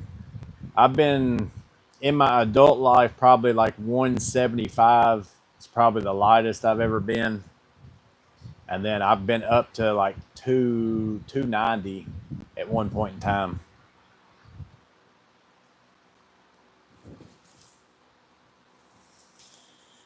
Matt said he wishes he was 230. The 260 is a ladder busting budget. You have to get the 375 or nothing. Andrew said, when you doing your truck loadout, I've got it set up like how I finally got most of my job tools out, because I've been running a lot of different stuff in there doing that quadplex. So because I was trying to get it to the point of this is how it normally is without me loading stuff in it for particular jobs. And I've got it. I cleaned my truck today. I washed the outside and all that stuff, and then I reorganized some stuff and got it where I normally keep it. So I'm going to try to film one in the next little bit, but that just depends on how my days go. I might not make it this time. Might have to wait till some other time.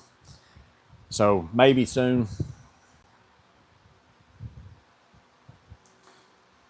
Jeff's down 30 pounds from 6 weeks ago. Some way said when he worked at a body shop, he was the guy they put in the trunk to test for water leaks. Yeah, there's always the smallest guy on the job site, you get stuck with some jobs, and then the tallest guy on the job site, you get stuck with some jobs. The biggest guy on the job site, you get stuck with the lifting.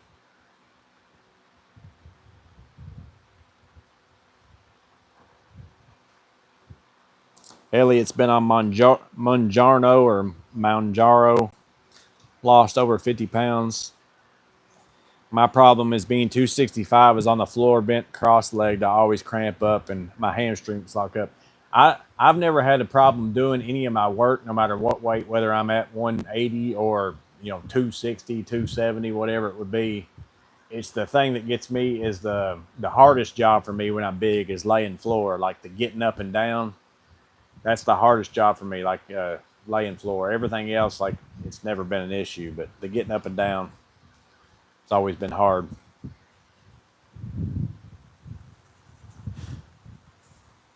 I'd rather lift than get sent in the crawl spaces. As a plumber, you got to learn to love them crawl spaces, plumbing. I never mind going in crawl spaces. I hate getting my stuff in the crawl. Like going in it and then doing the work doesn't bother me in a crawl space. It's getting all the stuff to where you're doing the work is what I don't like doing in crawl spaces.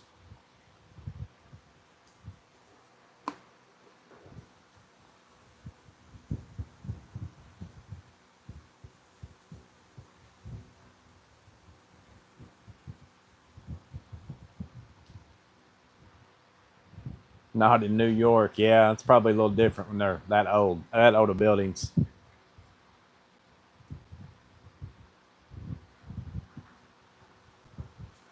Not a lot of basements there. Yeah, it's always nice to have a basement instead of a crawl space because most of the crawl spaces in my area, they're usually like a newer house. They're decent. You can usually crawl under them no problem. A lot of the older houses, they're not built very far off the ground. Like there's some belly crawling in a lot of, especially if the ductwork is in the crawl space. Anywhere you go under the big trunk line and all that kind of stuff, you gotta. I mean, it's like squeezing yourself through there. It can be fun sometimes.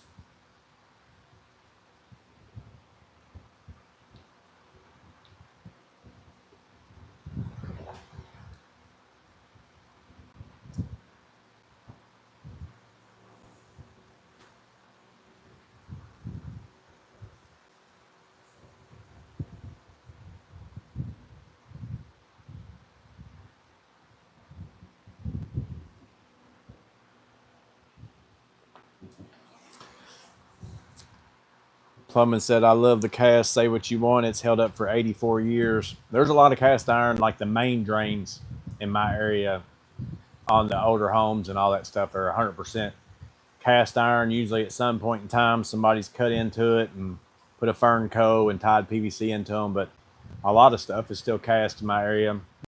A lot of it is galvanized going into cast. As far as like all your smaller drains are all galvanized piping.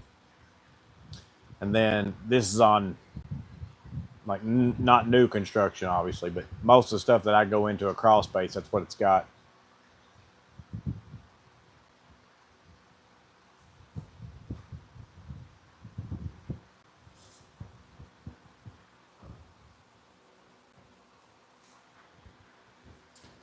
Abraham's 5'9", 170 and dropping due to the heat.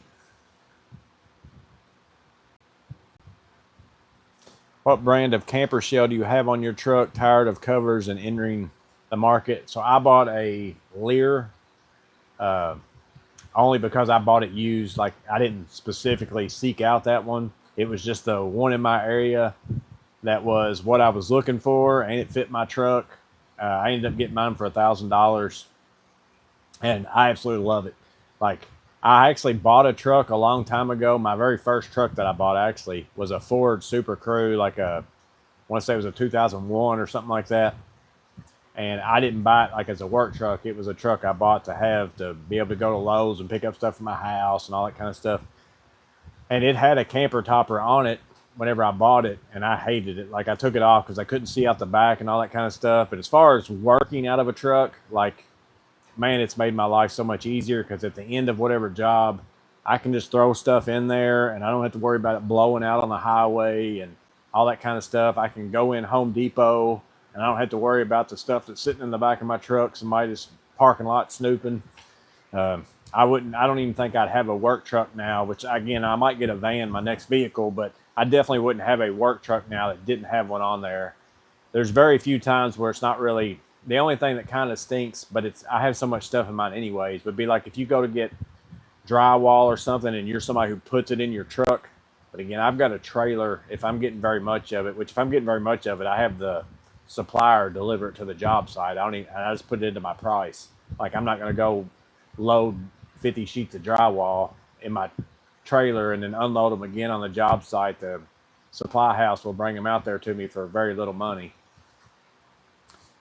So that's the only downside to having a topper is if you load very much like sheet good type stuff or doors and all that kind of stuff in the back, sometimes that can be a little bit of a hassle, but I don't ever run into that much.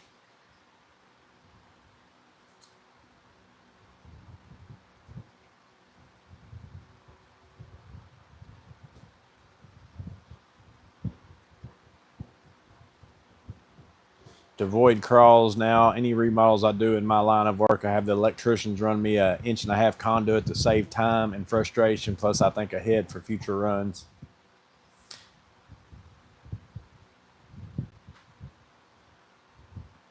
Matt works out of a Camry hatchback. You can do a lot with little.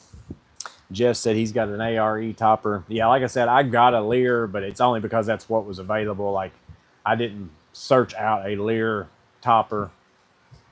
But I'm glad that like I even started out looking for one that didn't have the side doors. I was going to get one of those that I found, and then I didn't end up getting it because I decided I didn't like it. It was a little bit more beat up than what I was looking for.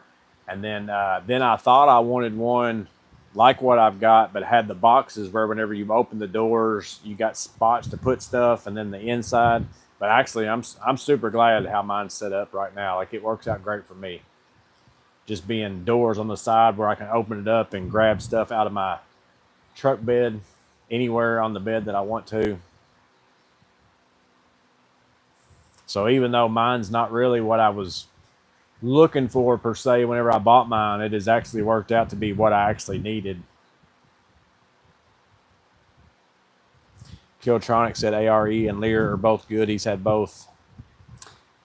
I'll get the guys to bring the van over with materials. Yeah, and the nice thing is the buddy that I work with a lot, like he has a truck without a topper on it too. So sometimes if we just need a sheet or two of something, or we're going to get a door or some longer material or whatever, and his truck bed's a little bit longer than mine too, like we can get it in his truck.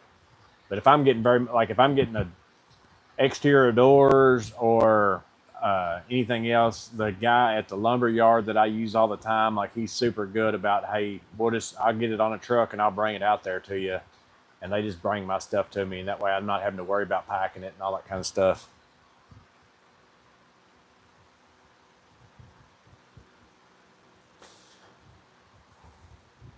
Some way he's got a Yukon, can't open the rear glass. So today I was jousting home from Home Depot with 16 foot and a red flag. That's another nice thing that's worked out about my camper topper and putting my big little giant ladder up there.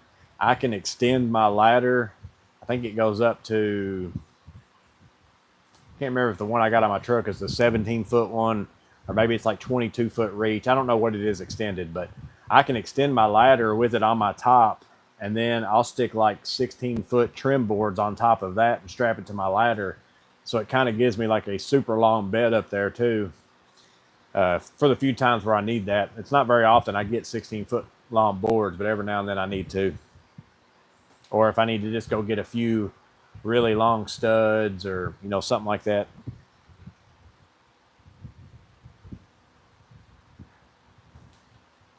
Mike Albert toppers are some of the best customizable toppers out there.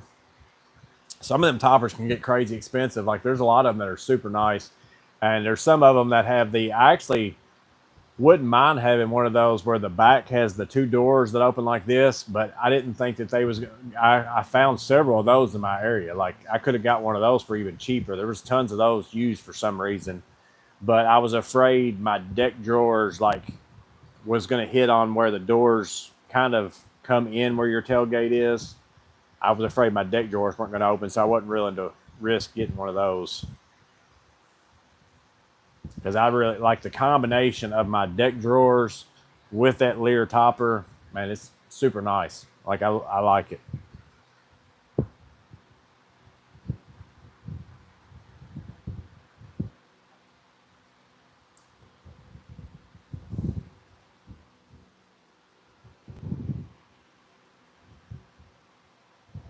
I don't know if we'll try it since it's 7:32. We'll see what we can get out here as far as I think I got my keys. Let me see if I got my keys.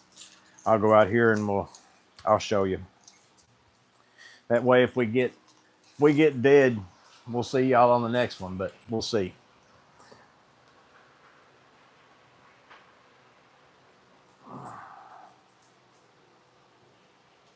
Get my keys. Try not to hit the microphone thing because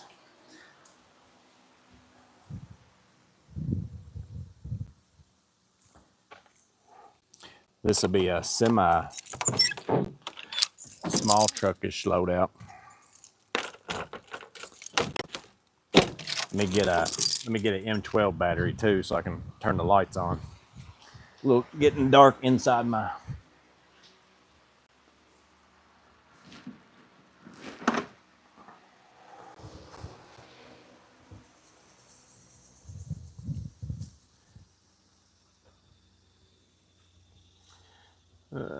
So mine has the doors on the side like this. See, up here, like I've got my ladder strapped on, but I've actually got it on the smallest. Like if I twist those, I can extend this like all the way out past my truck and get a really long, so I can put long boards on that. So originally I thought I wanted one of these that had the boxes here, like where you actually put stuff in them. But then if you do that, you wouldn't be able to get to anything back here on your inside your bed unless you crawled up in that bed. So I'm glad I don't have that. I might not be able to get this bigger battery in here. We'll see. Yeah, I don't know if that made any difference on the lights, but maybe. So I basically took an M12 charger and got it in the guts of it, made it to where it turns on my lights back here if I plug in a battery. So like I can literally, with my deck drawers, my base is, you know, right here. I can reach all the way into the middle. So if I had this bag all the way over there in the middle of my bed, I can reach in there and grab it and pull it over here. And then let me see what I do with my keys. So let me open this. I'm getting farther away from the router, so we'll see how this works out. So I can even reach through that door and grab that vacuum out if I need to. And this is what I was saying. So if I had those shelves in here like this that you open from the outside, all this section in the middle, you can't get to it. So like if I had that right there, I'd have to crawl all the way up in my bed to be able to get that. And this is why I didn't get the one with the doors on the back like that open like this, because I was afraid that little piece that comes over here before your door, I was thinking it was going to make it to where I wasn't going to be able to get into my deck drawers. But it's the combination of the deck drawers sets the height of my bed up to where it's really easy for me to get to everything. And plus how tall I am, I guess, which I'm only 6 foot. It's not like I'm super, super tall, but everything is super easy for me to get to just by opening up these doors. I can get to everything inside my whole entire bed. So like I said, I didn't think I was actually even going to build boxes. Whenever I found this one and it was close and available, I was going to build boxes and put them in here to have it to where whenever I open these, I'd have stuff in there. Oh, I didn't. Almost forgot to take that battery out. And I'm glad I didn't now. And then I've got this set up in the back, which again, I can't really zoom out the way that I am right now, but that's what I got in the back seat.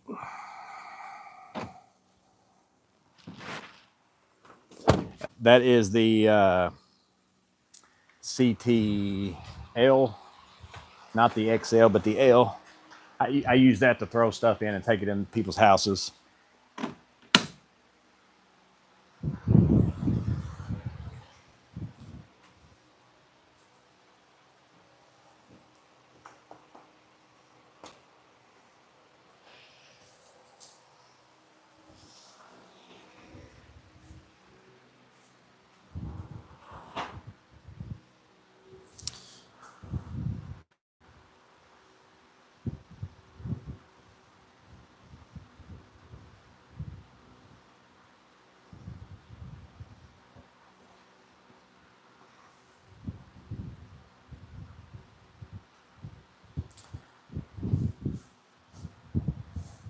The tote is the CTL and I'm glad I got the L and not the XL, because I actually was back and forth, because that's one of those bags where the price difference is very little, and I'm like, man, I don't want to get the one that's too small, and I definitely don't want one bigger than that one. It's plenty big, so I can't imagine how big the XL is.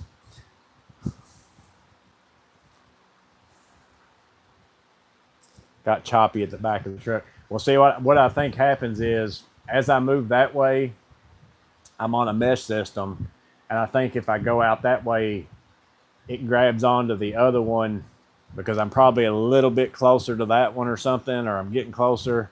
And I think that's why I've noticed whenever I go that way, it gets worse. So I think that's what ends up happening, is it swaps over to my other router that's in my house, and I'm not getting as good a signal. It shouldn't do that if the signal on this one's better, but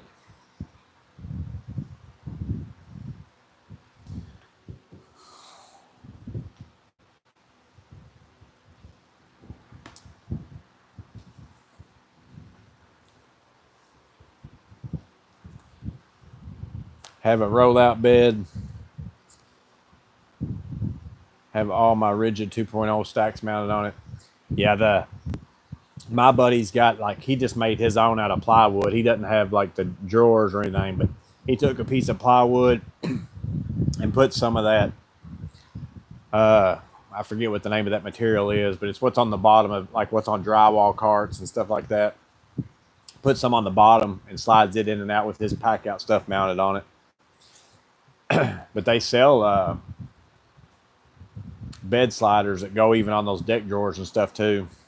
But again, and I would want that, but I don't think it would fit in between. Well, I guess it would, because I think those boxes on the thing are lower. So you could do that if you had the boxes on the side and you put a bed slider on your deck drawers. You could pull out your whole entire thing. But again, even with that, like, sometimes I have to take which at the time I didn't have my DeWalt table saw.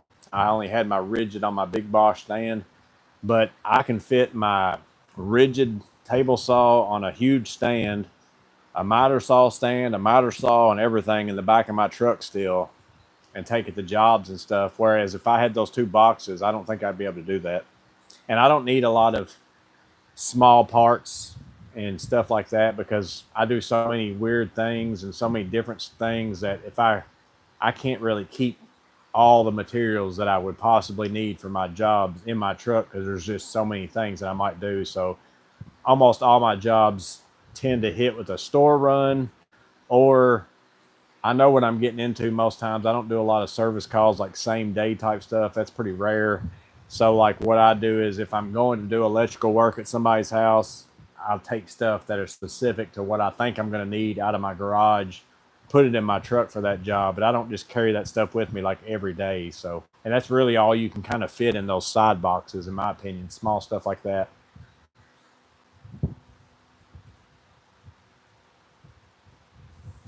Are you running 2.4 or 5 gig on the router?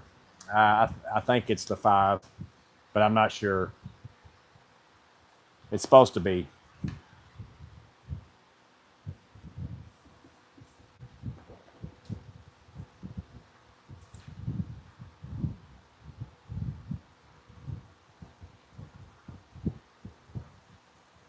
I lose some of the bed space because the stacks have to be centered between the side boxes.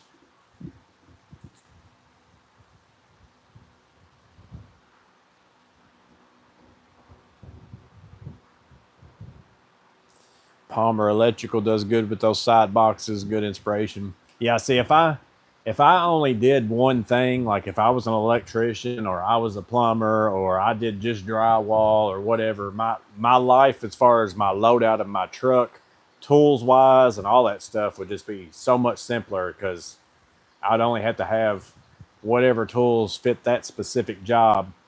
But I'm liable in one day to go put in a light switch for somebody, add a receptacle somewhere, install a TV, put together office furniture, go install some faucets, repair a leaky faucet, change out a angle stop, patch some drywall.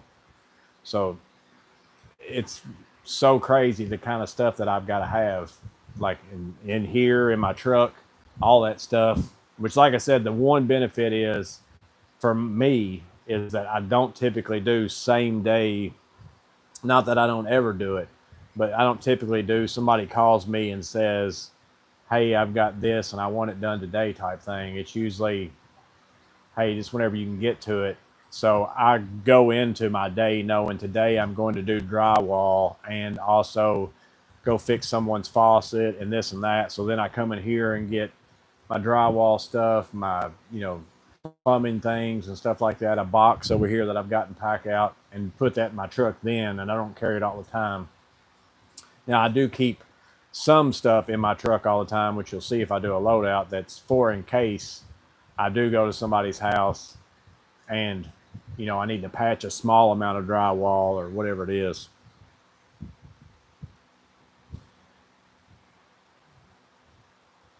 Just for the record, I'm not following Matt around. When I find a new channel I like, he's already in the comments. Yeah, he's everywhere I ever go to.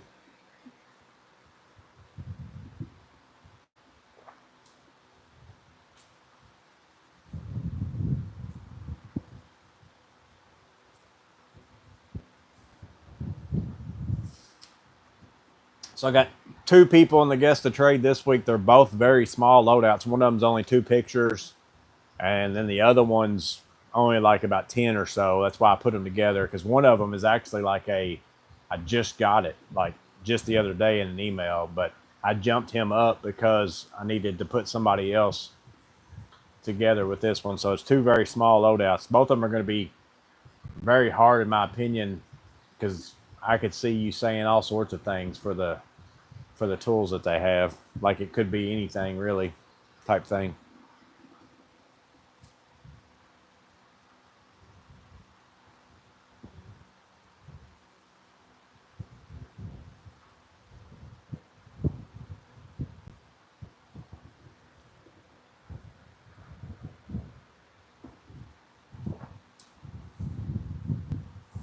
Matt says, I get my stuff on sale and I'm willing to wait years to get the price I want. I'm the same. I'm the same way. I don't normally buy stuff unless I'm getting it on some sort of a deal. Now, occasionally now, just like, you know, these, they're new and I bought them. Now, if it's something new and it's out and I don't think they're going to put it on sale anytime soon, I go ahead and buy it. And there's probably some things now where I might go ahead and buy it now just because I'm reviewing tools so you guys can see them before you spend your money on them. I might go ahead and buy something now whenever it's new and comes out, instead of maybe waiting for a free something tool or whatever. Still not most of the time though, but every now and then I might would. Like if the new Surge came out this week, I'm not going to wait for it to get a new battery, a free battery with it or something like that. I just go ahead and buy it. But it's got to be some kind of tool that I've really been wanting.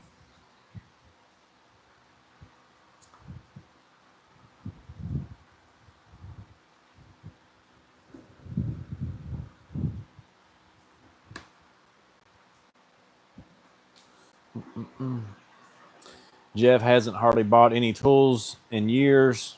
Then I found YouTube. I buy a lot more now that I have found YouTube, which I've always bought a lot of tools. Like I'm a big, but there's really, until you know about certain tool brands and stuff like that, like if you only know of a couple brands, there's not that many tools to buy. And it's once you start finding out about other brands and then you start trying them, and then you're like, well, I wonder what their pair of this is like. So I'm gonna buy that one too. You know, back whenever all I knew that there was pretty much Klein was what I was buying. And then, you know, as far as hand tools wise, there was very few other brands out there that I was really even interested in. So then once you buy their version of it, there's not as much to buy. But once you find out that there's a Vera and a Knipex and a PB Swiss and a this and a that, and then you start trying different ones. Appreciate that, Sam.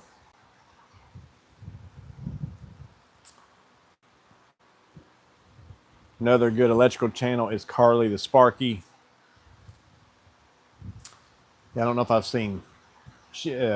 Maybe I have seen that one.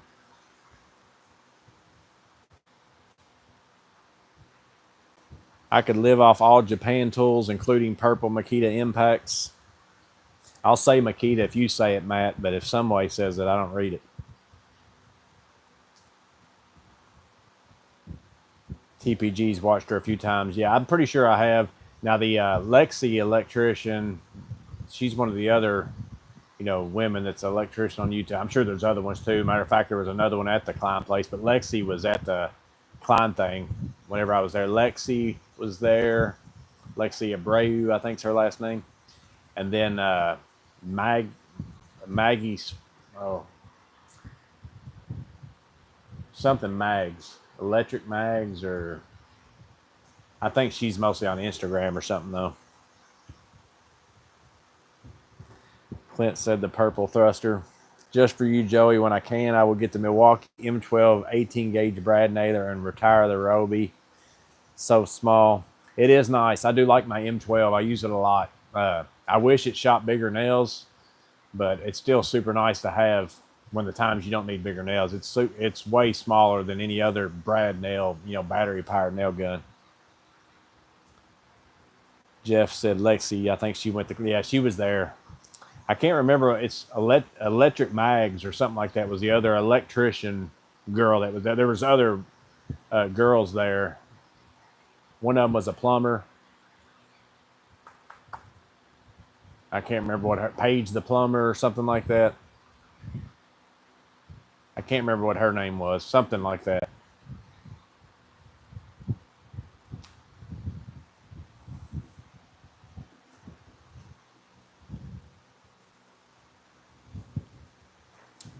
Carly does good work, but sells.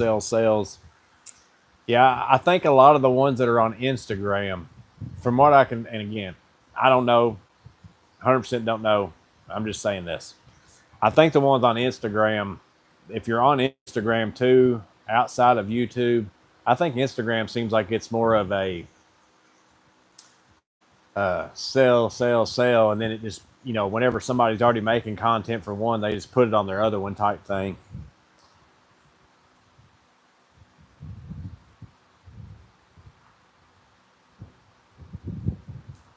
I desire to not see flaunting tight pants electrical work. I respect real people. There's a few that look like a snap-on calendar taking action shots.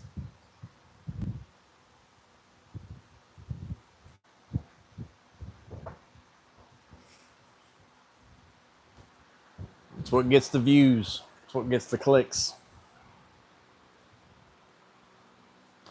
I've thought about putting on yoga pants a time or two, see if it helps my views any, but not sure if it would or not.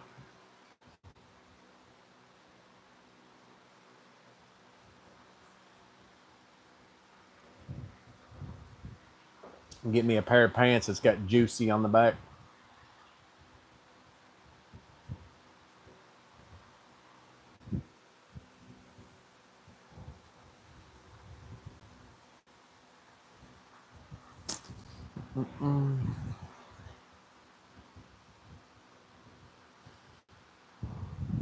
Only with the clientele, older clientele that love your work.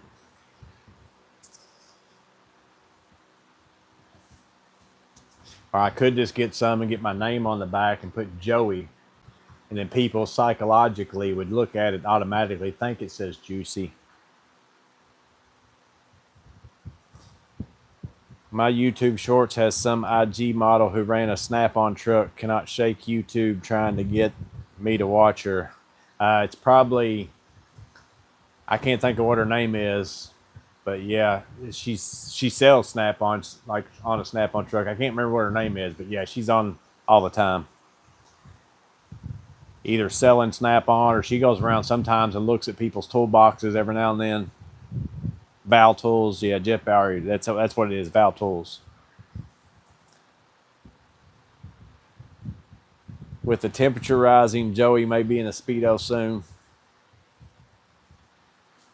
One of these days, I might have to break it out. Again, at this point right now, as soon as I eventually sell out, that's what I'll start doing. At this point right now, I want to know people are watching for my content and not just for my body. But at some point,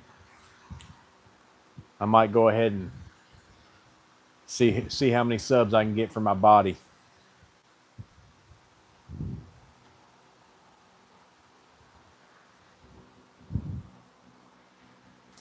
She got fired from Snap-on. I didn't know that.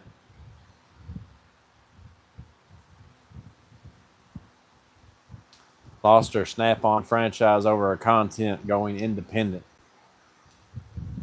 Yeah, I haven't. I normally only see her the same way as Sam said, like if you're going through shorts and it pops up, because every now and then I go through those. Just if I don't see anything in my feed that looks good, I'll just sit there and watch a bunch of. Most of my shorts are like funny cat videos and stuff like that, but every now and then she comes through there. But I don't think I've watched any of her long videos to know that her other stuff.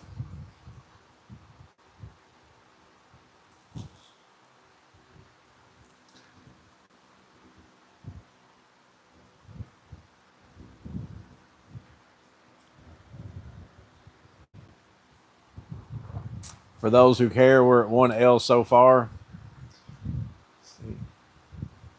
We didn't talk about lasers or levels.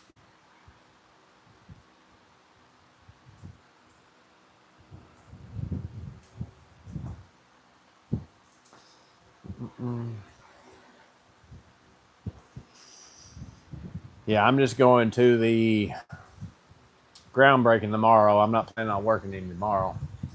And like I said, hopefully next week, maybe I'll get my footers dug. If not, I might get out there with the shovel, because I'm not digging them super deep anyway. So I got everything.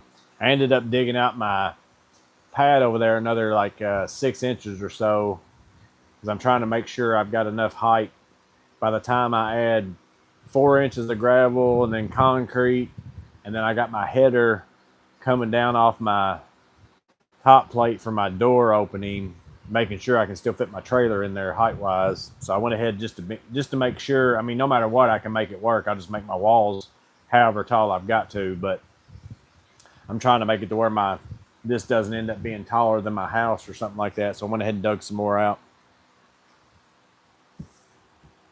Independent tool dealers are making a rise here in Indiana lately. Gotta love the addiction truck that comes to you. Yeah, I've still never even been on a Snap-on truck before. There was actually one at where Miss Maintenance was getting the timing chain put on her car. There was one parked outside of there whenever I went to go drop her off to pick up her car. But all the guys were in there, like from the place that was doing the work. So I didn't want to go in there. I mean, it was crammed full, but I wanted to. I was like, man, I kind of like to go in there and be like, hey, you care if I film some stuff in here? But maybe one of these days.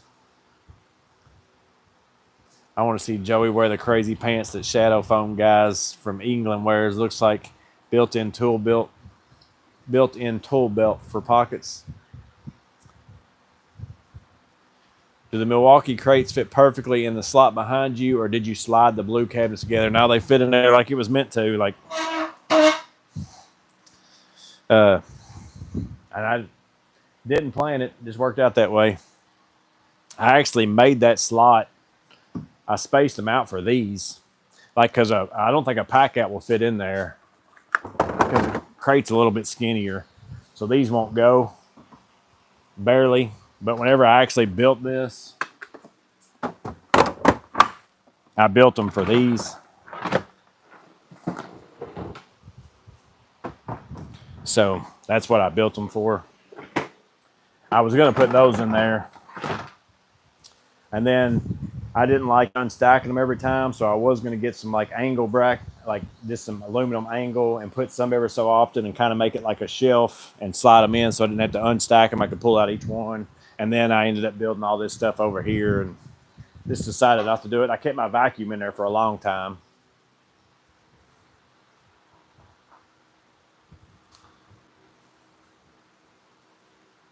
Les Best Tool must have a few Snap-on trucks near him. I think he orders a lot of Snap-on stuff too.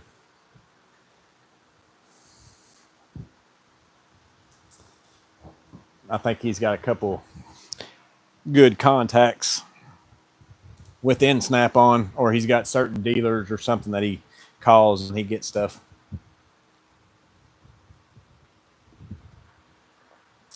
Hodson said Snap-on's good, but he preferred the Cornwell truck.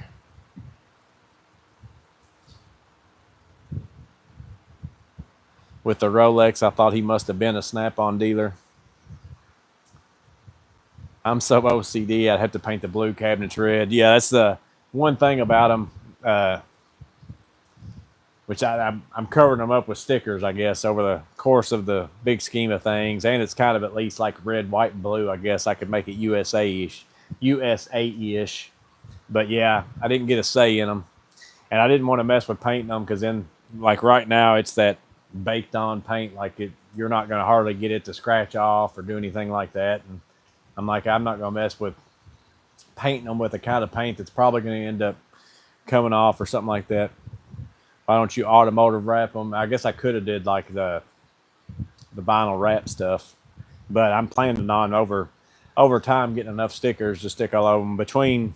I've got bukus of stickers in my drawer right there. Probably that I mean, I've got enough stickers right now. I could cover it completely, but I'm trying not to do doubles and all that kind of stuff. But I always put stickers either on these or my filing cabinets, my 2 lateral file cabinets. I've got one over there that I'm covering up with stickers. And then I got one over here that I'm putting stickers on.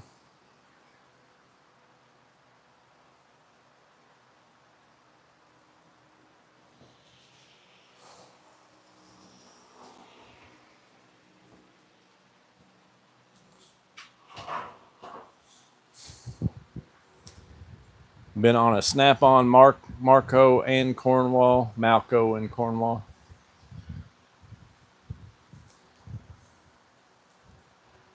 Some way had to work to either come by once a month.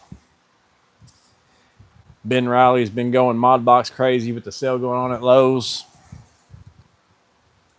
I like the mod box stuff. Like I said, I'm not a fan of the, like, I like the stuff where they got the mix of the gray and the, like, the drawers and all that stuff, like the just bright orange, those kind of boxes over there, like the organizers. It's too bright for me.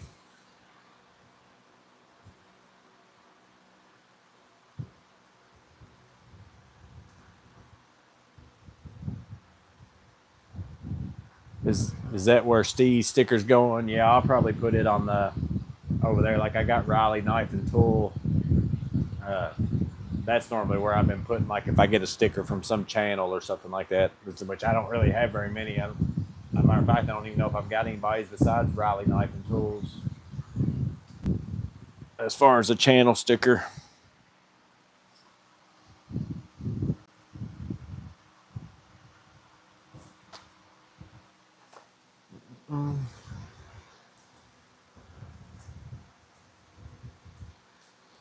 Would you buy the stools again? I'm in the market for a workshop stool. I do. I like these. Like I said, they don't roll, which I didn't want any that rolled anyways. But I like the height of them.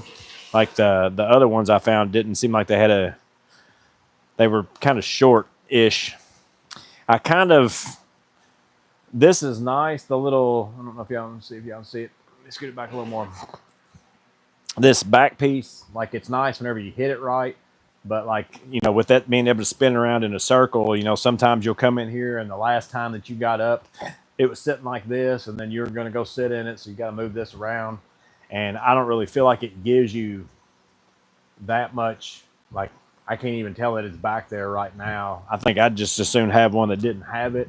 But as far as it's not a deal breaker for me, like it isn't something I don't like. It's just something I don't really see the advantage of having it type thing. Didn't Newman send you a sticker? No, I never got one from him. I don't think.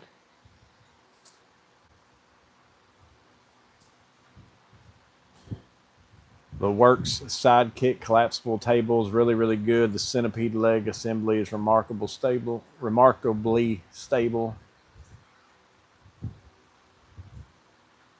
Do you have a Northern Tool near you? Jason B. Reddy said. No. I think there's one. I passed one. Where were we coming home from? I think we were coming home from St. Louis, and I think I saw one. And that's the first time I've seen one, like, even in traveling. I think it's when I was coming home from St. Louis. Might have been coming home from Indiana, but I think it was St. Louis. And we didn't stop at it. Like, I just so happened to see it from the interstate. But I just ordered mine. Actually, I ordered one. The first one I got, I ordered from Northern Tool because it was on sale. It wasn't on sale on Amazon, but it was on Northern Tool. It was like $79. Well, then Amazon had this one for $79, and I went ahead and ordered another one.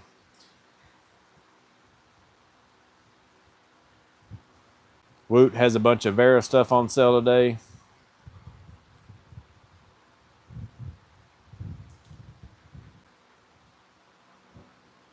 The poor trunk of the Fit would be so full if you went inside Northern Tool.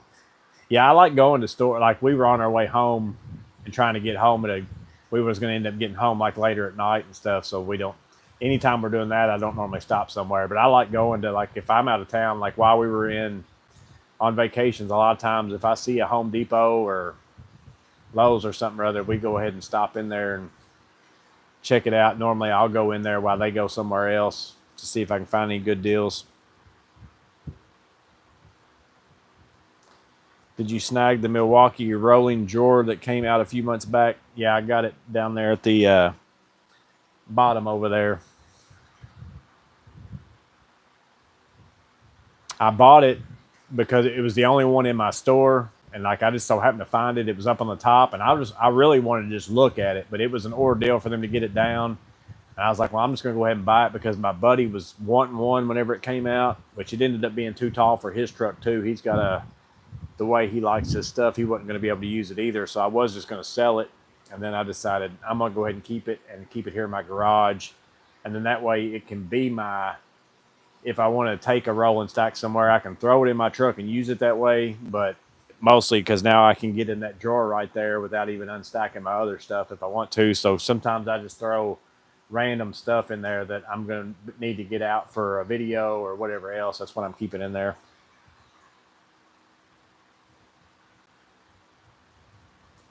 That is where you saw it off of 64. O'Fallon, Illinois has a Northern Tool. Not impressed with it. I just want a Menards, Matt said. I like Menards supplies. Like, they got a lot of stuff in there that like Lowe's and Home Depot doesn't have. Their tool sections, but their supplies, like they've got a lot of stuff like that you can get.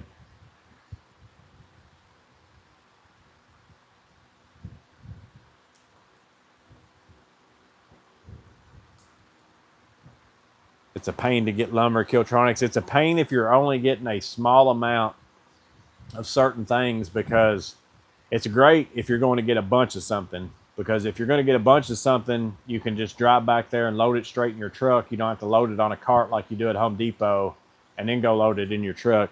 But if you're only wanting like one or two of something, you got to go back there to the back and order it.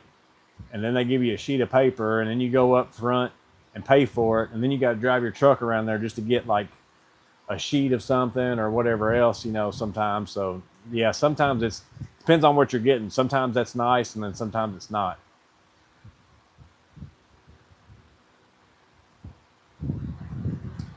The new Acme would drain my wallet fast. Yeah, I watched a couple of those videos too.